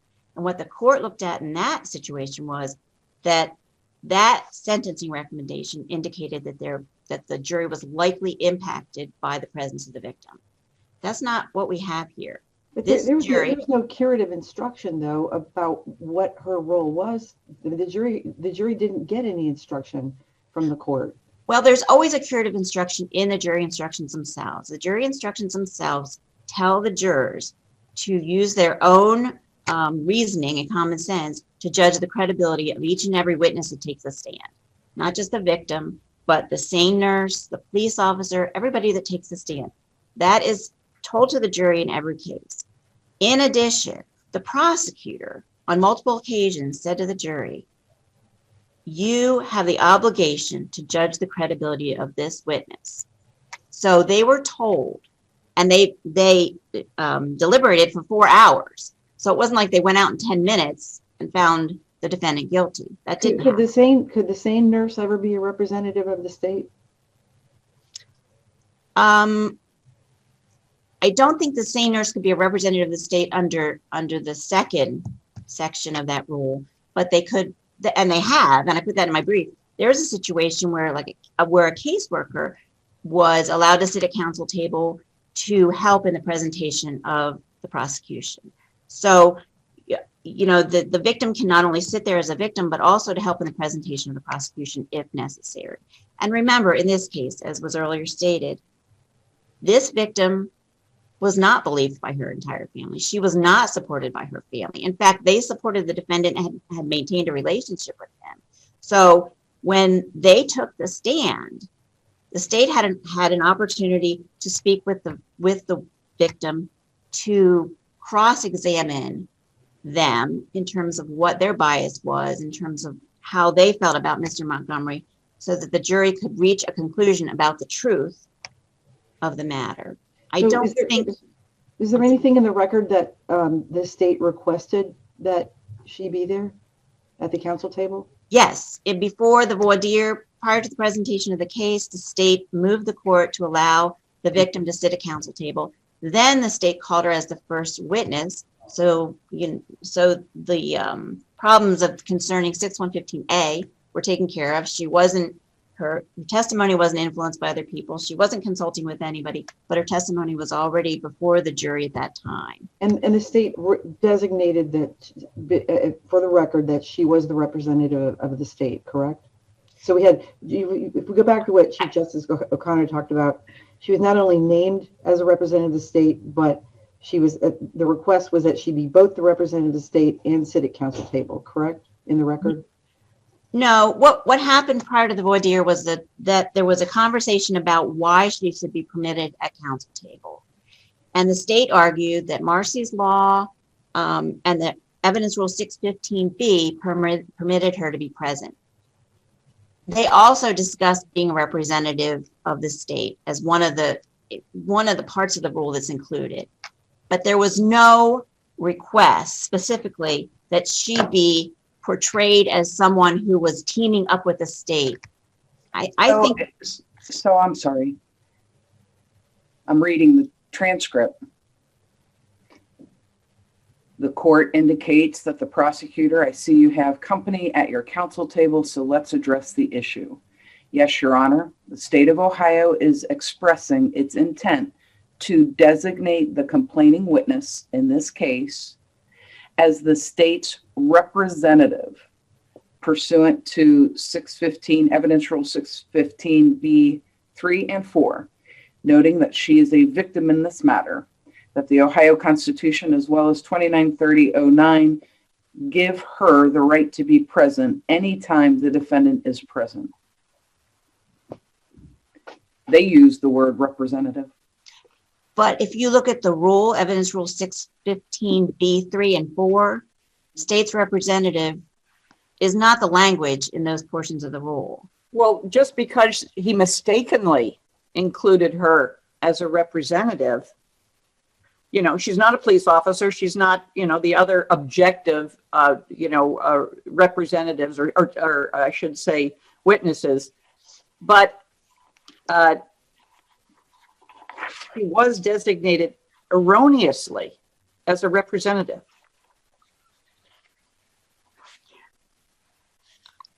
I guess when I'm thinking about whether it was an erroneous representation, I think, and I'm certain of this, there was never any intention to mislead the jury about.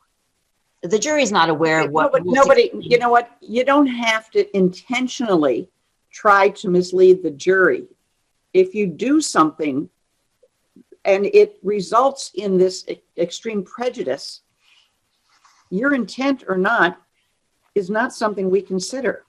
It might be for ethics, if there's an ethics complaint and you're a prosecutor or a defense attorney, but that's not the litmus test here. Well, I don't think the jurors operate in a vacuum, and I think that they understand that there's going to be a victim in a case, and the victim's going to testify as a witness for the state. And so they already understand that they are part of the state's case. Putting them seated by counsel, I don't think bolsters their credibility any more than presenting their testimony on behalf of the state, any more than letting them sit in the back of the courtroom behind the defendant or behind the state's chair. They know already that there are adverse positions between the defendant and the victim. And I don't think that jurors are surprised to see the victim. Counsel, it's not the adverse relationship between the defendant and the victim. It's the cozy relationship. It's the verification of the victim by the state, as is evidenced by the proximity of sitting at the counsel table, which is far different if the victim is behind the rail or in the back of the courtroom or only comes in for testimony. But when the victim is sitting there throughout the trial and every witness and her, the jury is looking at that victim as close as the trial table, that's a very different situation. Well, there's nothing in the record to suggest, Your Honor, that there was a cozy relationship between the prosecutor and the victim. There was no objection to what was going on at counsel table. There was no indication that the prosecutor was being anything but professional with the victim sitting at counsel table. Well, I'm not suggesting that there was anything inappropriate between the two of them at all. When I say cozy relationship, I don't mean that in any, it's too close for comfort. Let's put it that way. Ms. Beard, this probably doesn't need to be asked, but a written transcript can't capture the rolling of eyes or the shaking of a head. So we don't really know how she comported herself while sitting at the table. And I'm not saying that we assume she did something untoward, but we don't know that she didn't, right?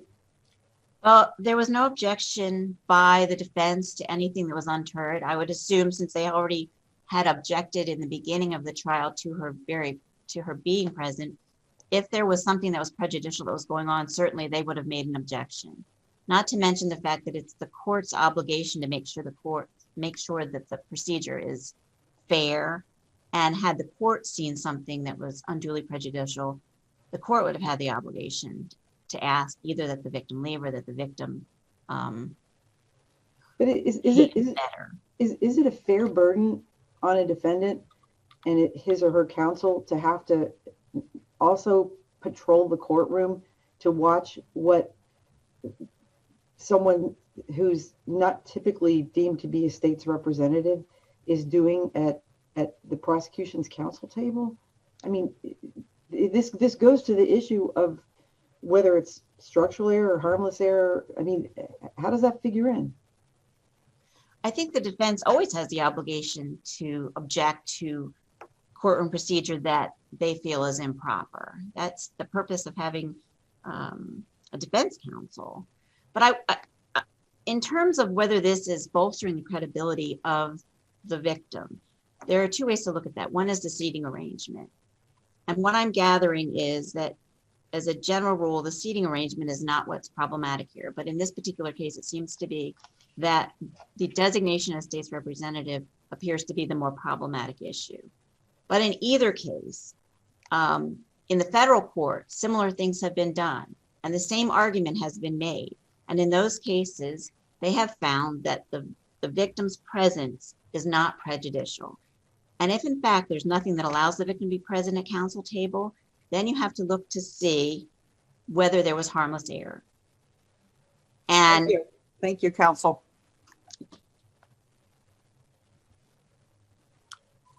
Ms. Spriggs? Yes, Your Honor. I recognize that I've used all my time. If there are no further questions. Thank you. A defendant's rights and a victim's rights are not in conflict here. Nothing in the law allows a trial court to permit a victim to sit at counsel table, and nothing in the law allows a jury to be misled into thinking the alleged victim represents the state of Ohio. Mr. Montgomery asks that you vacate and remand this case for a new trial. Thank you. Counsel, follow-up question. On the, Yes, on the introduction as state representative, how does that vouch for credibility? At the outset, it's telling the jurors that the state and the victim are one and the same. They are part of the same team, the same party, when nothing could be further from the truth. They are not, the prosecution is in fact required to consider not just the victim, but the public and the defendant's rights. And by stating that they are a representative of the state, they vouch for their credibility and conflate the interests of the two parties. I understand the conflation issue. I'm trying to get to the vouching issue. A lot of people don't like the government these days. So how does being introduced as a state representative vouch for credibility? There are certain circumstances, or certain individuals, I should say, like police officers and prosecutors who have inherent credibility. And when and that comes from case law in U.S. v. Aganos and U.S. v. Petrarchia. And when you have an individual seated right next to them and then further introduced as a representative of the state, you cloak that individual in the imprimatur of those individuals. So it's the combination of sitting and introduction. Yes, Your Honor. So if we find that the sitting is not improper, your argument fails? No, Your Honor, because the representative of the state issue, the factual misrepresentation to the jury as to who this individual was, still remains and still persists for the duration of the trial. All right, so then how does introduction as a state representative vouch for credibility? Just that. Forget where they're sitting. Yes, Your Honor, because they are not the same party. And by stating that they are, it is sharing the credibility of the state with the victim. But counsel, isn't it a fact that the jury is instructed that nothing the prosecutor says is evidence? Yes, that is true. But here, the fact that there was no mitigation really instructs the jury that the way that she is presented as a representative of the state, seated right next to them, is the lens that the jury is supposed to view her through, that she is one with the state. Okay, thank you. We'll take the matter under advisement. You'll be notified of our decision, ladies. Thank you.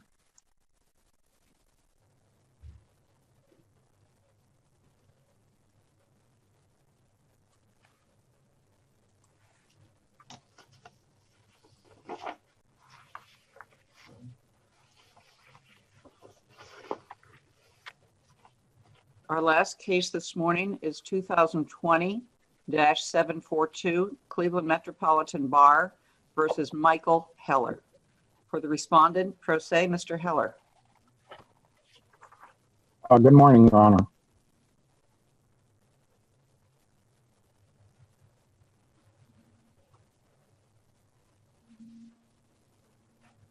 Counsel, you may proceed. I'm sorry, can you hear me, Your Honor? Yes, yes. Okay, thank you.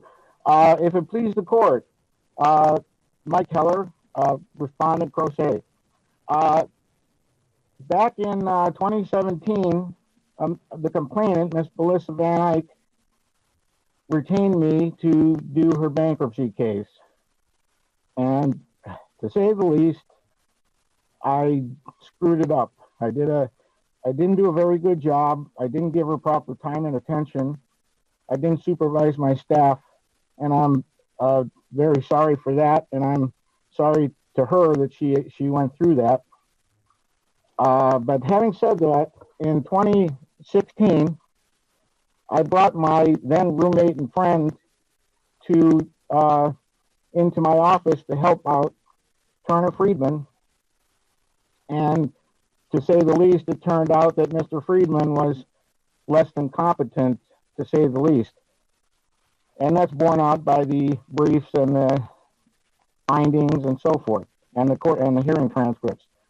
And he began stealing from me and eventually stole a fair amount of cash.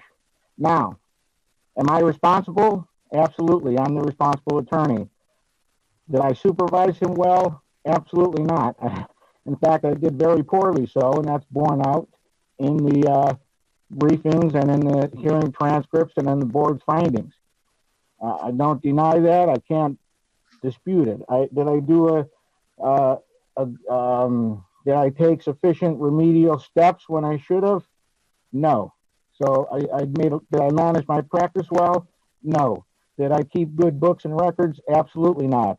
And all of that is borne out in the transcripts and in the hearing transcripts and the findings and in the briefs and so forth.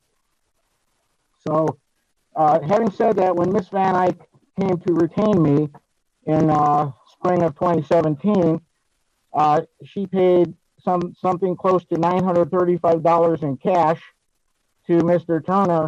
Turner Friedman, who took $635 of it, gave her bogus receipts, which I never received, and pocketed the money.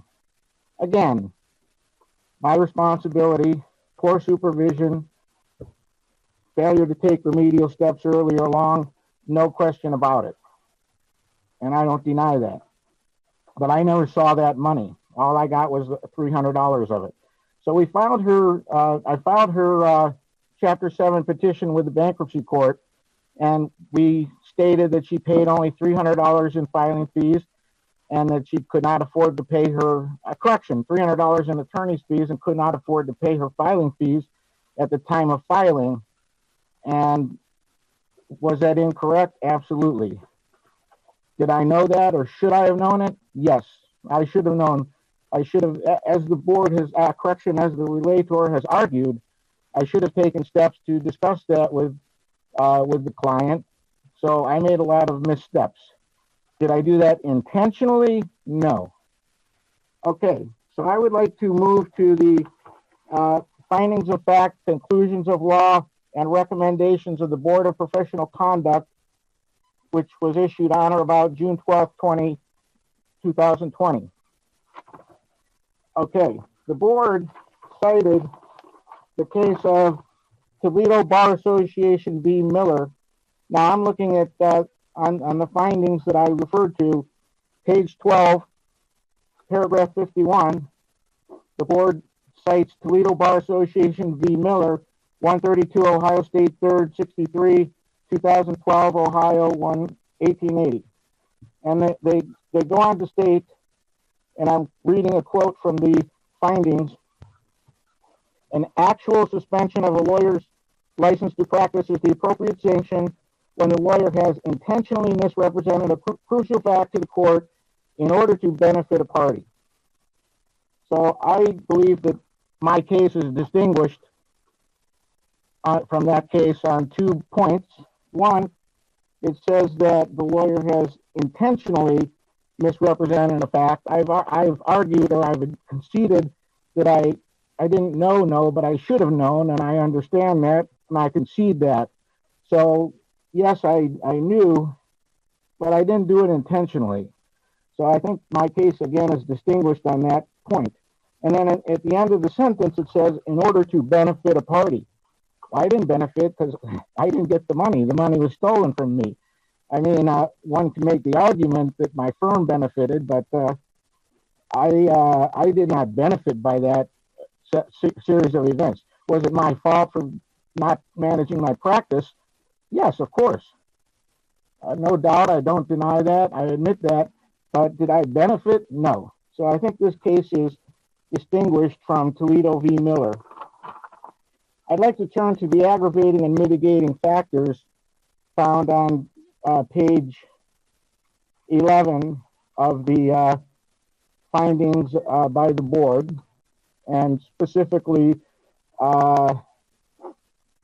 paragraph 47, the panel finds the following aggravating factors: dishonest or selfish motive. I have to respectfully disagree with that finding of an aggravating factor, because as I've discussed, and again, and I've said it several times already, I failed to supervise my practice and my staff, and I've acted irresponsibly, but I was not dishonest or selfish. I didn't act dishonestly. Yeah, my staff did. Am I responsible for my staff? Yes. But did I personally, as an attorney, act dishonestly? No. Did I personally act selfishly? No. There was no selfish motive when somebody working for me stole money, both from my client and myself. So I have to disagree with that particular characterization as an aggravating factor. Secondly, pattern of misconduct. Well, it specifically says that I admitted that I did not consistently use my Iota account, which is true and which I admit. Then it says that the relator did not present any evidence, any other specific evidence beyond this particular case. But then it finds that that's a pattern of conduct. I think the term inconsistently is not necessarily a pattern. Being inconsistent means occasionally, here and there. I don't think that rises to the level of a pattern of misconduct. So I have to take offense or objection, I should say, to the aggravating factor of pattern of misconduct.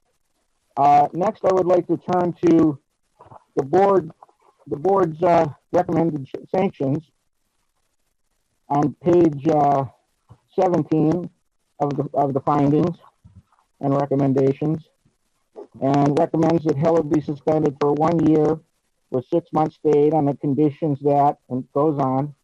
Well, the way I read this, the 1 year suspension with a 6 month stay is based on Toledo Bar Association versus Miller, which I've argued is distinct from my case.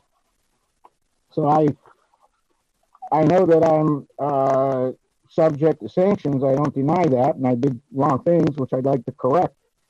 But I would respectfully argue that it's reasonable to have a suspension that's fully stayed. And then I want to speak on recommended sanction number 2, obtaining a drug and alcohol assessment. Okay, I respectfully disagree with that finding on four different points. First off, the original complaint by Ms. Van Eyck made no mention of drugs or alcohol. It was simply the mismanagement of my case. Number 2, the only alcohol-related charge in the case found in count 3 was dismissed. So there was no alcohol-related offenses. Number 3, there was no causal nexus between my offenses and alcohol. There was no evidence or nothing that indicated that the alcohol was related to the offenses. And lastly, and as is in the transcripts and in the findings, I've been a member of AA since August of 2017, almost 3.5 years. I go to this day, I go to meetings regularly. There's a club walking distance from my house, and I go there at least once or twice a week. I belong to a home group, and it's a group of men and women that have grown to know each other very well, or at least I've grown to know them and them to know me over a period of the 3.5 years. We're very close. We go to meetings and support each other, and we talk, and we even get involved in social outings on occasion or other events. And I've represented AA members both in my own group and outside that have been referred to me who are AA members. So, and I always offer affordable rates and occasionally act pro bono. So here I'm involved in this program for 3.5 years that I've been successful with, and that I enjoy, and that I have people, and the board is recommending that I be subject to an assessment by OLAP. Well, I don't think that's appropriate to take me out of a comfortable environment that I'm well ensconced and have been doing well and successful and happy with and especially under. Counselor, can I interrupt you? What does why would an assessment from OLAP interfere with that, or why is it that you don't think that's appropriate, or that it conflicts with what you're already doing? Oh, no disrespect to OLAP. OLAP certainly is a fine organization, and they have a very specialized service. But I don't think that's you don't feel it's necessary. You don't feel it's necessary, or you feel that it hinders something you've already done. I mean, what's the basis of your objection? Well, I think it could preclude my time and availability to spend my time with my own home group and my own club, which is walking distance from my house, which I'm comfortable with. It'll take me time, and I don't know what the assessment will bring and what they'll want me to do, but there's no reason to go out of my way and take time away from my present organization. And well, again, counsel, I've been comfortable and successful. Counsel, yes. Counsel, based on the assessment, if they do an assessment, and one of the things that is done in an assessment is an examination of what your support groups are and what you're doing to mitigate or be compliant or whatever the the necessity is. So it doesn't mean that your group would be substituted by another organization by OLAP. That's not necessarily the case. Okay, well, I can understand that, but nevertheless, there's no alcohol-related offenses and no alcohol-related nexus to any of the offenses that I have been found to have violated. So I just don't feel it's appropriate to provide an alcohol-related sanction where there's no alcohol-related issues in the case. Or no, I shouldn't say no issues, but no offenses. And isn't there somewhere where you stated where you mentioned a problem with alcohol, or that there have been issues with alcohol? Yes. Yeah, absolutely, no question about it. But that doesn't change the fact that there's no alcohol-related offenses, or that I'm a successful AA. You're saying those issues are separate and apart from anything that has happened to bring about these disciplinary charges? Absolutely. Okay. Yeah, like I said, Miss Van Eyck's original complaint had absolutely nothing to do with that. That was brought up when the Bar Association did a background check and found that I had a DUI, and then they added that as a charge. I see. Counsel, wasn't your behavior with your clients and your inattention to, the whole mess that you created coincide with the manifestation of your alcoholism? I don't believe so. I was able to take care. I've had numerous clients. Counsel, 2017, isn't this when your mismanagement was occurring? Yes. And you apparently confronted your alcoholism, and now you tell us you've done something about it, and that was in 2017. Yes. So you can see the correlation, maybe? I'm sorry? Can you see the correlation? Well, I guess you can make that argument, but quite frankly, I think that, and I don't want to kick my own self in the foot, but I don't think I managed my practice well for many years. I don't think it was necessarily alcohol related. I think it was just the timing was coincident. I took care of all my other clients. I've had no other discipline, no other complaints. And in fact, I submitted some 20 or 30 letters, I don't know exactly, from clients who gave me letters of recommendation that how happy they were with my representation. And that should be in the record somewhere. All right, thank you. So, you've used your client, you've used your time. I feel sorry for what I did for my client, Your Honor, But thank you very much. Okay, thank you. Ms. Mancuso? May it please the court. I am attorney Sarah Mancuso, appearing on behalf of the Relator, the Cleveland Metropolitan Bar Association. Of the 12 separate rule violations that were asserted by the CMBA against Mr. Heller, the board correctly held by clear and convincing evidence that Mr. Heller violated 11 of those rules. Of those 11 rule violations, Mr. Heller conceded that he violated 8. Mr. Heller now contests 3 of those rule violations. The Board of Professional Conduct, however, correctly found that Mr. Heller violated Professional Conduct Rule 3.3A1 relating to candor towards a tribunal, Rule 1.15A for failing to deposit his client, Ms. Van Eyck's cash filing fee and her attorney's fees into his Iota account, and Rule 1.5D3 for Mr.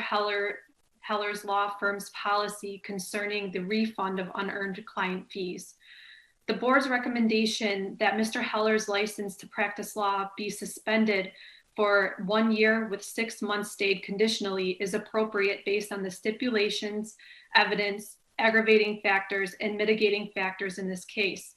Any lesser sanction should not be afforded to Mr. Heller based on the seriousness of his conduct. The condition that Mr. Heller obtain an OLAP assessment and that he comply with any recommendations made to him by OLAP is also appropriate.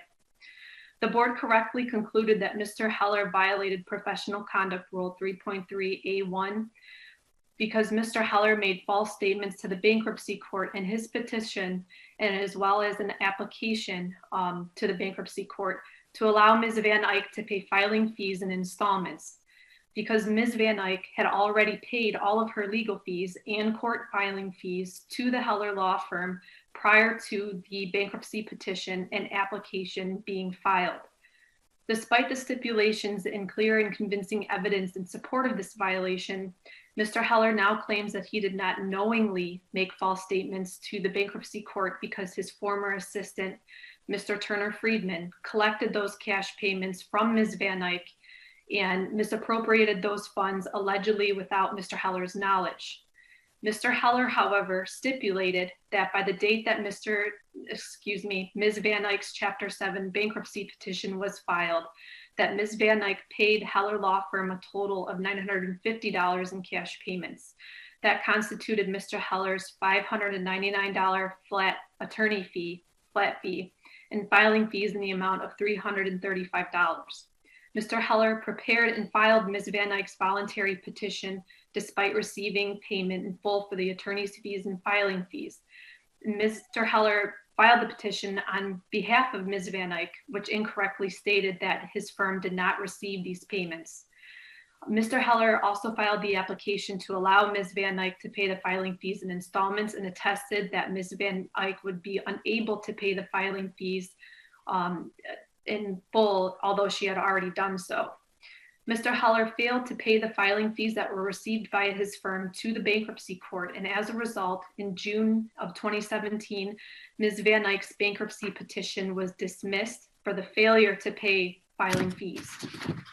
Ms. Van Eyck also testified at the hearing that she did not review the petition, the application concerning the filing fees, or any schedules that were filed with her bankruptcy petition prior to them being filed by Mr. Heller. Even ignoring the stipulations and evidence and assuming that Mr. Heller's facts that he's alleging are true, Mr. Heller still knowingly violated Professional Conduct Rule 3.3A1 by his willful blindness. Willful blindness is established when it is shown that knowledge exists where a person believes that it is probable that something is a fact, but deliberately shuts their eyes or avoids making a reasonable inquiry with a conscious purpose to avoid learning the truth.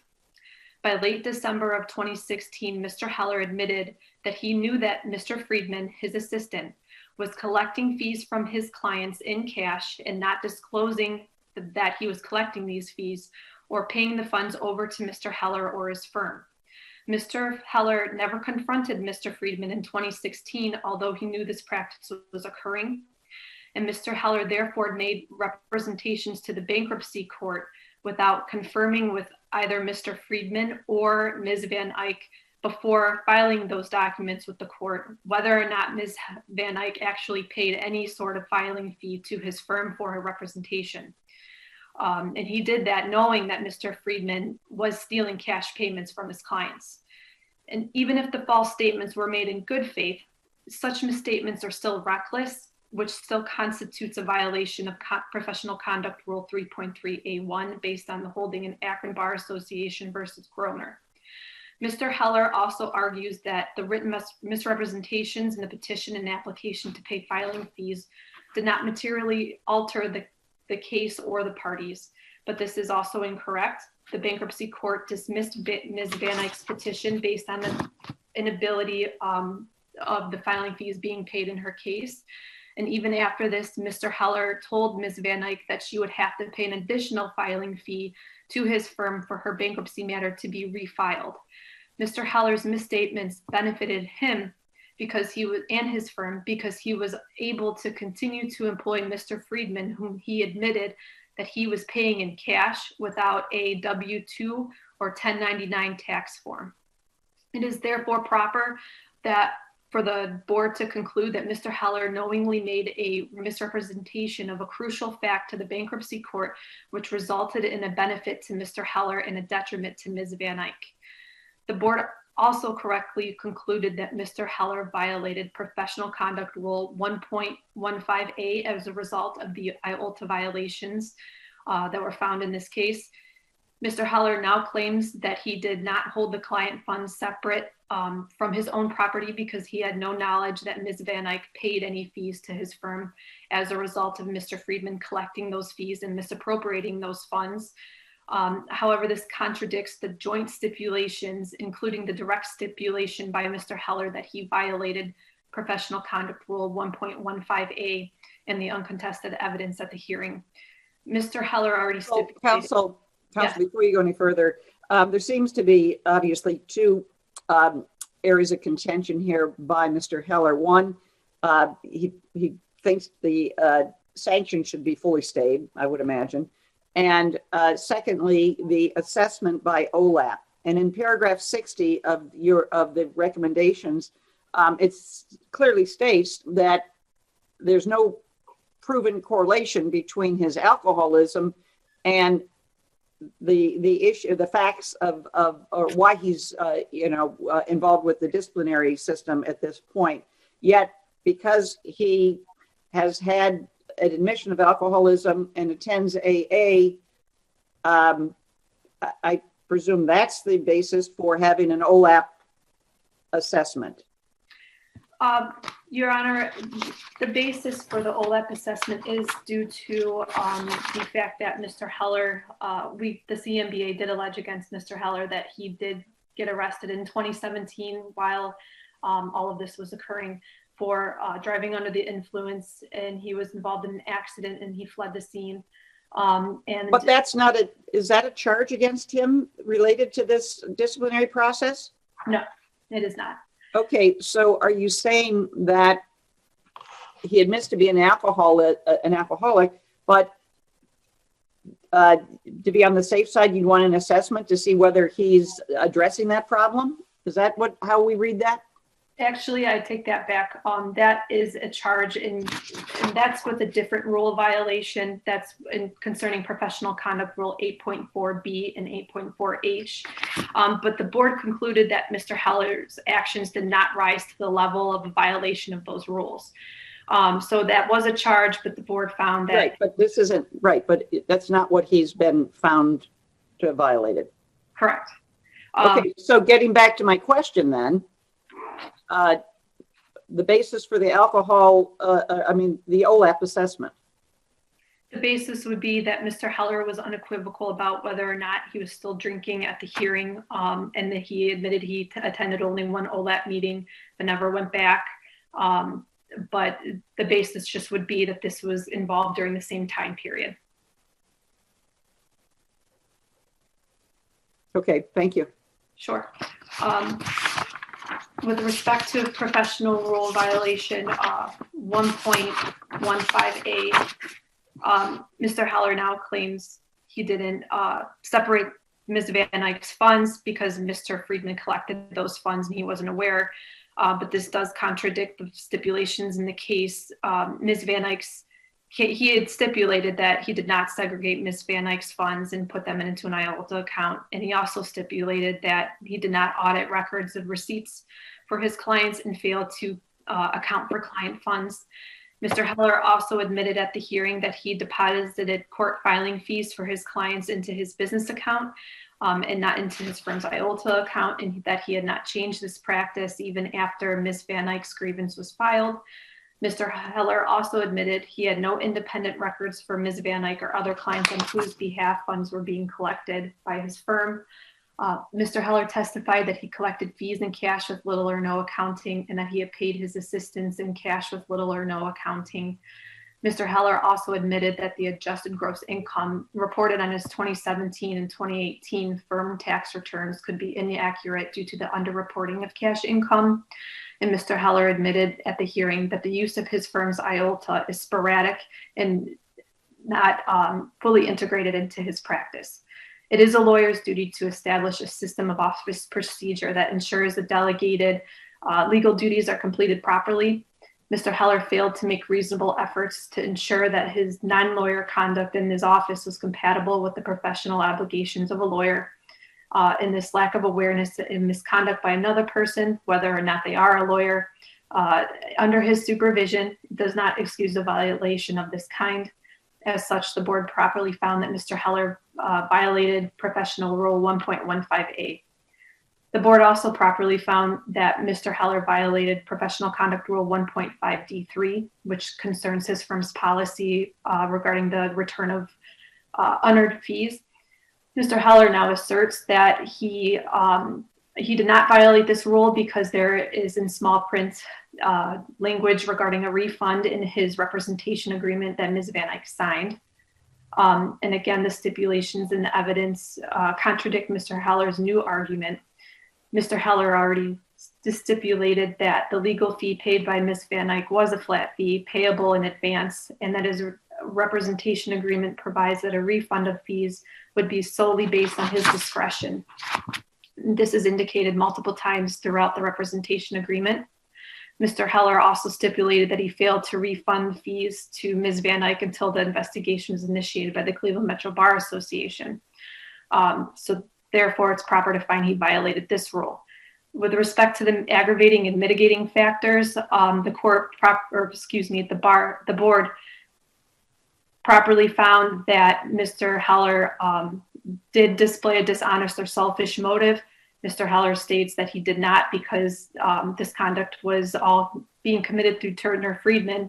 However, Mr. Heller's practice of dealing in cash with his clients, paying his assistants in cash without reporting that information on W-2s or 1099 forms, and underreporting his firm's cash income taxes is evidence of a willful pattern of deceit. And Mr. Heller likely earned substantial profits through these illicit arrangements. Multiple offenses were also properly shown because Mr. Heller stipulated that he violated 8 professional conduct rules, and the board found that he did indeed violate 11. There is also a pattern of misconduct that was shown here because a pattern can be shown in a single matter. Mr. Heller was aware that Mr. Friedman was stealing cash from his clients in December of 2016. He did not report that to the police until November of 2017, almost a year later. And the police concluded that due to Heller's very sparse accounting records that they couldn't prosecute Mr. Friedman as a result. And Mr. Heller's willful blindness facilitated this pattern of misconduct. The fourth aggravating factor, the vulnerability and resulting harm to the victim. Mr. Heller alleges Ms. Van Eyck was given a refund and that this made her whole, but this is incorrect because Mr. Heller's actions left Ms. Van Eyck worse off than she was before she filed her bankruptcy petition. She now has a dismissed bankruptcy case on her record that is staying there, it is permanent, and her credit has not been repaired as it could have been had she gone through the process properly. For these reasons, at least a 1-year suspension with 6 months stayed conditionally is an appropriate sanction against Mr. Heller in this matter. Thank you. Thank you. Are there any questions for Ms. Mancuso? Okay, thank you. Thank you. All right, Mr. Heller, you've used all your time. Do you have anything else you'd like to tell us?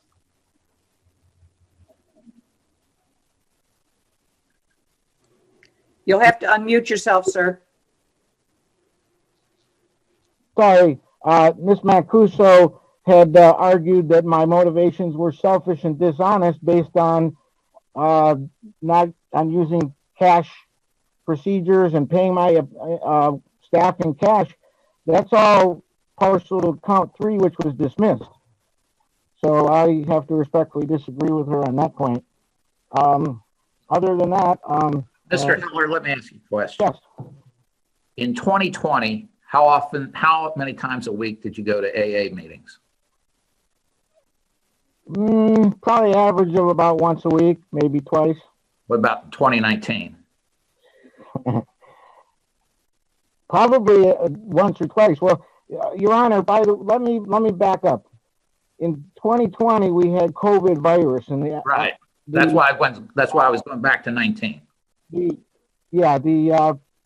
club was shut down. It's opened up about a month or two ago or longer, and there's meetings now, and I am going now. What about I was at a meeting this morning, quite honestly. 2018? 2019? 2018? 18, I was going probably at least three or four meetings a week. And currently, how many people do you sponsor? I don't sponsor anyone. Okay. No, I don't sponsor anyone. Thank you. Thank you. All right, thank you. We'll take the matter under advisement. You'll be notified of our decision. Marshall, will you adjourn court, please? Thank you, Your Honors. Thank you. Hear ye, hear ye, hear ye. This open session of the Honorable Supreme Court of Ohio now stands adjourned.